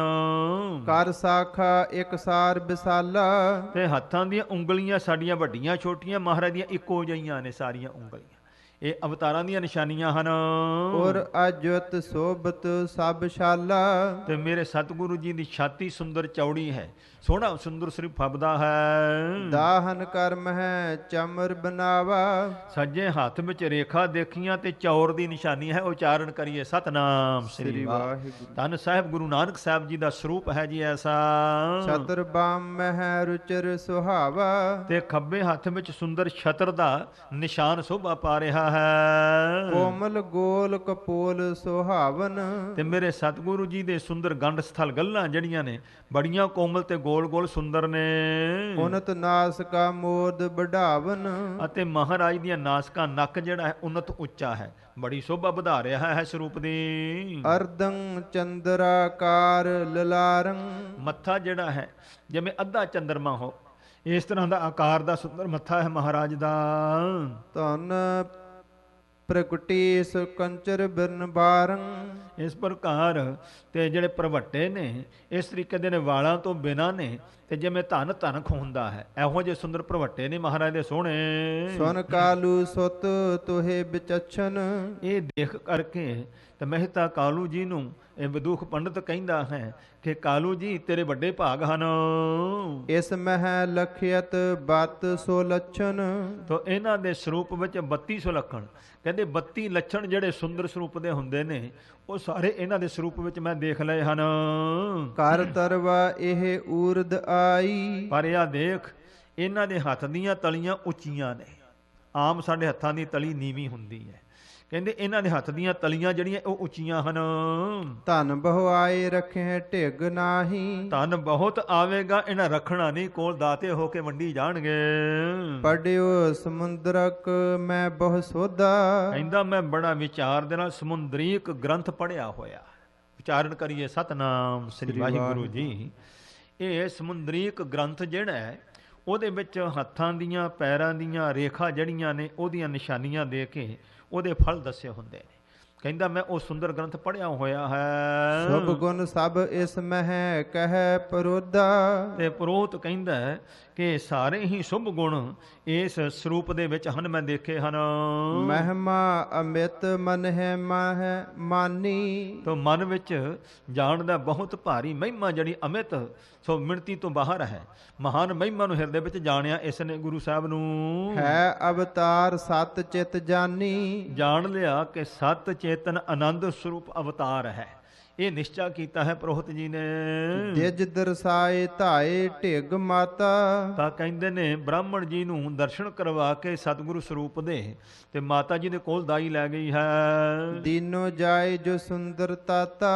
ਸੁੰਦਰ ਜੋ ਸਪੁੱਤਰ ਹੈ ਜਾ ਕੇ ਮਾਤਾ ਜੀ ਨੂੰ ਸੌਂਪ ਦਿੱਤਾ ਹੈ ਜੀ। ਚੌਪਈ ਨੰਦੀ ਮੁਖੰ ਸਰਾਧ ਕਰਵਾਇਓ। ਜੋ ਮਰਜ਼ਾਦਾ ਹੁੰਦੀ ਹੈ ਇਸ ਪ੍ਰਕਾਰ ਉਸ ਵੇਲੇ ਦੀ ਉਸ ਤਰੀਕੇ ਦੇ ਨਾਲ ਦਾਨ ਪੁੰਨ ਕਰਨ ਦਾ ਤਰੀਕਾ ਜੋ ਸੀ ਉਹ ਕੀਤਾ ਹੈ। ਬੇਦਨ ਬਿਦ ਜਿਉ ਵਿਪਰ ਬਤਾਇਓ। ਜਿਵੇਂ ਪ੍ਰੋਹਿਤ ਜੀ ਨੇ ਵੇਦਾਂ ਵਿੱਚ ਦੱਸੀ ਹੋਈ ਵਿਧੀ ਦੱਸੀ ਹੈ ਉਸ ਅਨੁਸਾਰ ਕੀਤਾ ਗਿਆ ਹੈ। ਕਾਲੂ ਕਹਿ ਨਾਮ ਸਿਸ ਰਾਖੋ। ਤੋ ਮਹਿਤਾ ਕਾਲੂ ਜੀ ਕਹਿੰਦੇ ਨੇ ਪ੍ਰੋਹਿਤ ਜੀ ਬਾਲਕ ਦਾ ਨਾਮ ਤੁਸੀਂ ਰੱਖੋ ਜੀ। ਵਰਨ ਸੋਧ ਸੁਧ ਮੁਝ ਸੋ ਭਾਖੋ। ਸੋਹਣੇ ਅੱਖਰ ਸੋਧ ਕੇ ਵਿਚਾਰ ਕਰਕੇ ਸੋਹਣਾ ਨਾਮ ਰੱਖ ਕਰਕੇ ਸਾਨੂੰ ਦੱਸ ਦਿਓ। ਸੁਨ ਕਾਲੂ ਇਸ ਨਾਮ ਅਪਾਰਾ। ਪੰਡਤ ਜੀ ਕਹਿੰਦੇ ਨੇ ਸੁਣੋ। ਸੋ ਮਹਿਤਾ ਕਾਲੂ ਜੀ ਇਹਨਾਂ ਦਾ ਨਾਮ ਜਿਹੜਾ ਨਾ ਅਪਾਰ ਹੈ, ਪਾਰਾਵਾਰ ਤੋਂ ਰਹਿਤ ਹੈ। ਹਉ ਰਾਖੋ ਕਰ ਸੋਧ ਵਿਚਾਰਾ। ਕਿ ਮੈਂ ਐਡੀ ਛੇਤੀ ਨਹੀਂ ਨਾਮ ਰੱਖ ਸਕਦਾ, ਮੈਂ ਸੋਧ ਕੇ ਵਿਚਾਰ ਕੇ ਇਹਨਾਂ ਦਾ ਨਾਮ ਜਿਹੜਾ ਧਰਾਂਗਾ। ਅਬ ਨਿਜ ਕੁਲ ਕੀ ਕੀਜਹਿ ਚਾਲੀ। ਤੁਸੀਂ ਹੁਣ ਆਪਣੀ ਕੁਲ ਦੀ ਧਾਰਮਿਕ ਮਰਜ਼ਾਦਾ ਕਰੋ। ਜੋ ਜਾਚਹਿ ਤੇ ਭੇਜ ਨਾ ਖਾਲੀ। ਪਰ ਜੋ ਵੀ ਆਵੇ ਸੋ ਕਿਸੇ ਮੰਗਤੇ ਨੂੰ ਖਾਲੀ ਨਾ ਭੇਜਿਓ। ਦੋਹਰਾ ਇਹ ਬਿਦ ਕਹਿ ਦਿਜ ਬਰ ਗਇਓ। ਇਉਂ ਸ੍ਰੇਸ਼ਟ ਬ੍ਰਾਹਮਣ ਬਚਨ ਕਹਿ ਕਰਕੇ ਚਲਾ ਗਿਆ ਘਰ ਨੂੰ ਆਪਣੇ। ਜੋਤਿਸ਼ ਕਰਤ ਵਿਚਾਰ। ਹੁਣ ਆਪਣੇ ਜੋਤਿਸ਼ ਦਾ ਆਪਣੇ ਵਿਦਿਆ ਦਾ ਸਾਰਾ ਵਿਚਾਰ ਕਰਦਾ ਹੈ। ਦਰ ਪਰ ਤੋਰਨ ਸੁੰਦਰਨ। ਤੋ ਇਸ ਸੁੰਦਰ ਮਹਿਤਾ ਕਾਲੂ ਜੀ ਦੇ ਘਰ ਦੇ ਉੱਤੇ ਉਹਨੂੰ ਬੰਧਨਵਾਰ ਕਹਿੰਦੇ, ਤੋਰਨ ਸੋਹਣੇ ਹਰੇ ਪੱਤੇ ਜਿਹੜੇ ਲੈ ਕਰਕੇ ਤੇ ਦਰਵਾਜ਼ੇ ਤੇ ਜੋ ਬੰਨੇ ਜਾਂਦੇ ਹਨ। ਬਾਂਧਤ ਹਰਖ ਅਪਾਰ। ਸੋ ਬੰਨ ਕਰਕੇ ਬੜਾ ਭਾਰੀ ਖੁਸ਼ ਹੁੰਦੇ ਹਨ ਸੇਵਾਦਾਰ। ਚੌਪਈ ਆਵਹਿ ਦਰ ਬਹੁ ਜਾਚਕ ਜਾਚ ਹੈ। ਤੋ ਭਾਈ ਮੰਗਤੇ ਗਰੀਬ ਲੋਕ ਆਉਂਦੇ ਨੇ, ਮੰਗਦੇ ਹਨ ਬਹੁਤ ਦਾਤਾਂ। ਤਾਲਨ ਪੂਰ ਕਲੀਬ ਸੋ ਨੱਚ ਹੈ। ਤੋ ਕਹਿੰਦੇ ਨੇ ਭਾਈ ਕਲੀਬ ਖੁਸਰੇ ਲੋਕ ਆਣ ਕੇ ਉਹ ਨੱਚਦੇ ਨੇ, ਇਸ ਪ੍ਰਕਾਰ ਖੁਸ਼ ਹੋ ਕਰਕੇ ਦਾਤਾਂ ਲੈਂਦੇ ਹਨ। ਢੋਲਕ ਢਲਕਾ ਘੁੰਗਰੂ ਤਾਲੀ। ਸੋ ਭਾਈ ਢੋਲਕੀਆਂ ਨੇ ਇਸ ਪ੍ਰਕਾਰ ਸੋ ਤਾਲੀਆਂ ਹੱਥ ਦੀਆਂ ਵਜਾਉਂਦੇ ਨੇ, ਕੈਂਸੀਆਂ ਆਦਿਕ ਨਾਲ ਸਾਜ਼ ਵਜਾਉਂਦੇ ਹਨ। ਤਾਲ ਮਿਲਾਵਹਿ ਲੇਹ ਭਵਾਲੀ। ਸੋ ਨੱਚਦੇ ਹਨ, ਭੁਆਟਣੀਆਂ ਲੈਂਦੇ ਹਨ, ਤਾਲ ਮਿਲਾਉਂਦੇ ਹਨ। ਗਾਵਹਿ ਗੀਤ ਮਦਰ ਧੁਨ ਧਾਰੀ ਸੋਹਣੀ ਮਿੱਠੀ ਧੁਨ ਧਾਰਨ ਕਰਕੇ ਸੋਹਣੇ ਖੁਸ਼ੀ ਦੇ ਗੀਤ ਗਾਉਂਦੇ ਹਨ। ਦੇ ਸੁਹਾਤੀ ਸੁੰਦਰ ਗਾਰੀ ਸੋਹਣੇ ਸੋਹਣੇ ਤਰੀਕੇ ਦੇ ਨਾਲ ਇਸ ਪ੍ਰਕਾਰ ਸੋ ਜਿਹੜੇ ਨੇ ਗੀਤ ਗਾਉਂਦੇ ਹਨ। ਸਭ ਹੈ ਸਰੀਕਨ ਮਿਲ ਕਰ ਆਈ ਸਭ ਸਰੀਕਣੀਆਂ ਮਿਲ ਕਰਕੇ ਆ ਗਈਆਂ ਹਨ, ਇਕੱਠੀਆਂ ਹੋ ਗਈਆਂ। ਭੂਖਨ ਬਸਨ ਧਰੇ ਸਭ ਛਾਈ ਸਭਨਾਂ ਨੇ ਸੋਹਣੀ ਸ਼ੋਭਾ ਧਾਰਨ ਕੀਤੀ ਹੋਈ ਹੈ, ਸੋਹਣੇ ਵਸਤਰ ਪਾ ਕਰਕੇ ਸੋਹਣੇ ਗਹਿਣੇ ਪਾ ਕਰਕੇ ਆਈਆਂ ਹਨ ਬੀਬੀਆਂ। ਗਜ ਗਾਮਨ ਕੈ ਖੰਜਨ ਨੈਣੀ ਸੋਹਣੇ ਮਮੂਲੇ ਵਰਗੀਆਂ ਤੇਜ ਅੱਖਾਂ ਨੇ, ਹਾਥੀ ਦੀ ਚਾਲ ਚੱਲਣ ਵਾਲੀਆਂ ਕਵੀ ਜੀ ਸੁੰਦਰਤਾ ਬਿਆਨ ਕਰ ਰਹੇ ਹਨ। ਨਾਗਰ ਗੀਤ ਗਾਏ ਪਿਕ ਬੈਨੀ ਸੋਹਣੇ ਕੋਇਲ ਵਰਗੇ ਗਲੇ ਵਾਲੀਆਂ ਸੋਹਣੀਆਂ ਬੀਬੀਆਂ ਸੋਹਣੇ ਗੀਤ ਗਾਉਂਦੀਆਂ ਹਨ। ਬਰਨ ਬਰਨ ਪਟ ਪਹਿਰ ਨਵੀਨਾ ਨਵੇਂ ਤੋਂ ਨਵੇਂ ਤੇ ਸੋਹਣੇ ਸੋਹਣੇ ਰੰਗਾਂ ਵਾਲੇ ਵਸਤਰ ਧਾਰਨ ਕੀਤੇ ਨੇ ਵਸਤਰ। ਕਟ ਜਿਨ ਸੀਨ ਉਰ ਜਨ ਪੀਨਾ ਉਹ ਕਹਿੰਦੇ ਨੇ ਪਤਲੇ ਲੱਕ ਹਨ, ਛਾਤੀਆਂ ਉੱਚੀਆਂ ਨੇ, ਸੁੰਦਰਤਾ ਹੈ ਸਰੀਰ ਦੀ। ਅਲੰਕਾਰ ਨਗ ਕੰਚਨ ਭੀਨੇ ਤੋ ਕਹਿੰਦੇ ਨੇ ਸੋਹਣੇ ਅਲੰਕਾਰ ਗਹਿਣੇ ਜਿਹੜੇ ਸੋਨੇ ਦੇ ਬੜੇ ਸੁੰਦਰ ਸੁੰਦਰ ਨਗ ਹਨ, ਜਿਹੜੇ ਵਿੱਚ ਝਿਲਮਿਲ ਕਰਦੇ ਹਨ। ਕਰਨਪੂਰ ਬਰ ਬੇਸਰ ਕੀਨੇ ਤੋ ਇਹ ਗਹਿਣੇ ਹਨ, ਇਹਨਾਂ ਨੇ ਕੰਨਾਂ ਵਿੱਚ ਪਾਏ ਹੋਏ ਹਨ, ਗਲ ਵਿੱਚ ਪਾਏ ਹੋਏ ਹਨ। ਜੋ ਸਦਰ ਘੰਟਕਾ ਅੰਗਦ ਕੰਜਨ ਇਸ ਪ੍ਰਕਾਰ ਸੋ ਕਹਿੰਦੇ ਨੇ ਤੜਾਗੀਆਂ, ਸੁਦਰ ਘੰਟਕਾ ਤੜਾਗੀਆਂ ਹੁੰਦੀਆਂ ਨੇ। ਇਸ ਤਰੀਕੇ ਦੇ ਨਾਲ ਹੋਰ ਦੂਸਰੇ ਗਹਿਣੇ, ਨੱਕ ਦੀ ਨੱਥ ਬੇਸਰ ਹੁੰਦੀ ਹੈ, ਉਸ ਪੁਰਾਣੇ ਗਹਿਣਿਆਂ ਦਾ ਜ਼ਿਕਰ ਕਰਦੇ ਹਨ। ਸ਼ਬਦ ਕਰ ਹੈ ਜੇ ਪਹਿਰੇ ਅੰਗਨ ਤੋ ਕਹਿੰਦੇ ਨੇ ਅੰਗਾਂ ਵਿੱਚ ਪਹਿਰੇ ਹੋਏ ਗਹਿਣੇ ਜਿਹੜੇ ਨੇ ਜਦੋਂ ਚੱਲਦੀਆਂ ਹਨ ਬੀਬੀਆਂ, ਤੁਰਦੀਆਂ ਫਿਰਦੀਆਂ ਨੇ, ਉਸ ਵੇਲੇ ਇਹ ਆਪਣੀ ਆਵਾਜ਼ ਕਰਦੇ ਨੇ ਗਹਿਣੇ। ਤੋ ਸਤਿਗੁਰੂ ਦੀ ਬਖਸ਼ਿਸ਼ ਦਾ ਸਦਕਾ ਧੰਨ ਸਾਹਿਬ ਗੁਰੂ ਨਾਨਕ ਪਾਤਸ਼ਾਹ ਮਹਾਰਾਜ ਜੀ ਦਾ ਅਵਤਾਰ ਪ੍ਰਗਟ ਹੋਇਆ ਰਾਏ ਭੋਇੰ ਦੀ ਤਲਵੰਡੀ ਦੇ ਵਿੱਚ, ਅਤੇ ਖੁਸ਼ੀਆਂ ਦੇ ਉਤਸ਼ਾਹ ਜਿਹੜੇ ਹਨ ਉਹ ਜਿਵੇਂ ਹੋਏ ਹਨ। ਤੇ ਇਸ ਪ੍ਰਕਾਰ ਕਿਉਂਕਿ ਸਾਹਿਬ ਗੁਰੂ ਨਾਨਕ ਸਾਹਿਬ ਨੇ ਆ ਕਰਕੇ ਗੁਰਸਿੱਖੀ ਦੀ ਮਰਿਆਦਾ ਦਾ ਪ੍ਰਸਾਰ ਤੇ ਪ੍ਰਚਾਰ ਕਰਨਾ ਹੈ, ਇਸ ਲਈ ਗੁਰੂ ਸਾਹਿਬ ਦੇ ਅਵਤਾਰ ਸਮੇਂ ਤੇ ਇਹਨਾਂ ਦੇ ਸਤਿਕਾਰਯੋਗ ਪਿਤਾ ਜੀ ਨੇ ਆਪਣੀ ਪੁਰਾਣੀ ਪਰੰਪਰਾ ਅਨੁਸਾਰ ਮਰਿਆਦਾਵਾਂ ਕੀਤੀਆਂ ਹਨ। ਸਾਨੂੰ ਜੋ ਗੁਰਬਾਣੀ ਵਿੱਚ ਗੁਰੂ ਸਾਹਿਬ ਨੇ ਹੁਕਮ ਕੀਤੇ ਹਨ ਉਸ ਅਨੁਸਾਰ ਸਾਡੀ ਮਰਿਆਦਾ ਜਿਹੜੀ ਹੈ ਉਹ ਬਣਦੀ ਹੈ। ਸਤਿਗੁਰੂ ਜੀ ਬਖਸ਼ਿਸ਼ ਕਰਨ, ਰਹਿਮਤ ਕਰਨ, ਸਾਹਿਬ ਗੁਰੂ ਨਾਨਕ ਪਾਤਸ਼ਾਹ ਬਖਸ਼ਿਸ਼ ਕਰਨ, ਸਾਡੇ ਮਨਾਂ ਵਿੱਚ ਆਪਣਾ ਪਵਿੱਤਰ ਉਪਦੇਸ਼ ਵਸਾਉਣ, ਜਿਸ ਦੇ ਸਦਕੇ ਲੋਕ ਸੁਖੀਏ ਪਰਲੋਕ ਸੁਹੇਲੇ, ਨਾਨਕ ਹੱਥ ਪ੍ਰਵਿਆਪੇ ਮੇਲੇ ਦੀਆਂ ਬਰਕਤਾਂ ਦੇ ਪਾਤਰ ਬਣੀਏ। ਭੁੱਲਾਂ ਚੁੱਕਾਂ ਦੀ ਖਿਮਾ ਬਖਸ਼ਣੀ, ਦੇਹੋ ਸੱਜਣ ਅਸੀਸੜੀਆਂ, ਜੋ ਹੋਵੇ ਸਹਿਬ ਸੋ ਮੇਲ ਦੀ ਦਾਤ ਪ੍ਰਾਪਤ ਹੋਵੇ। ਅਲੰਕਾਰ ਨਗ ਕੰਚਨ ਭੀਨੇ ਕਰਨਪੂਰ ਬਰ ਬੇਸਰ ਕੀਨੇ ਸ਼ਦਰ ਘੰਟਕਾ ਅੰਗਨ ਕੰਗਨ ਅੰਗਦ ਕੰਗਨ ਸ਼ਬਦ ਕਰਹਿ ਜੇ ਪਹਿਰੇ ਅੰਗਨ। ਵਾਹਿਗੁਰੂ ਜੀ ਕਾ ਖਾਲਸਾ, ਵਾਹਿਗੁਰੂ ਜੀ ਕੀ ਫਤਿਹ।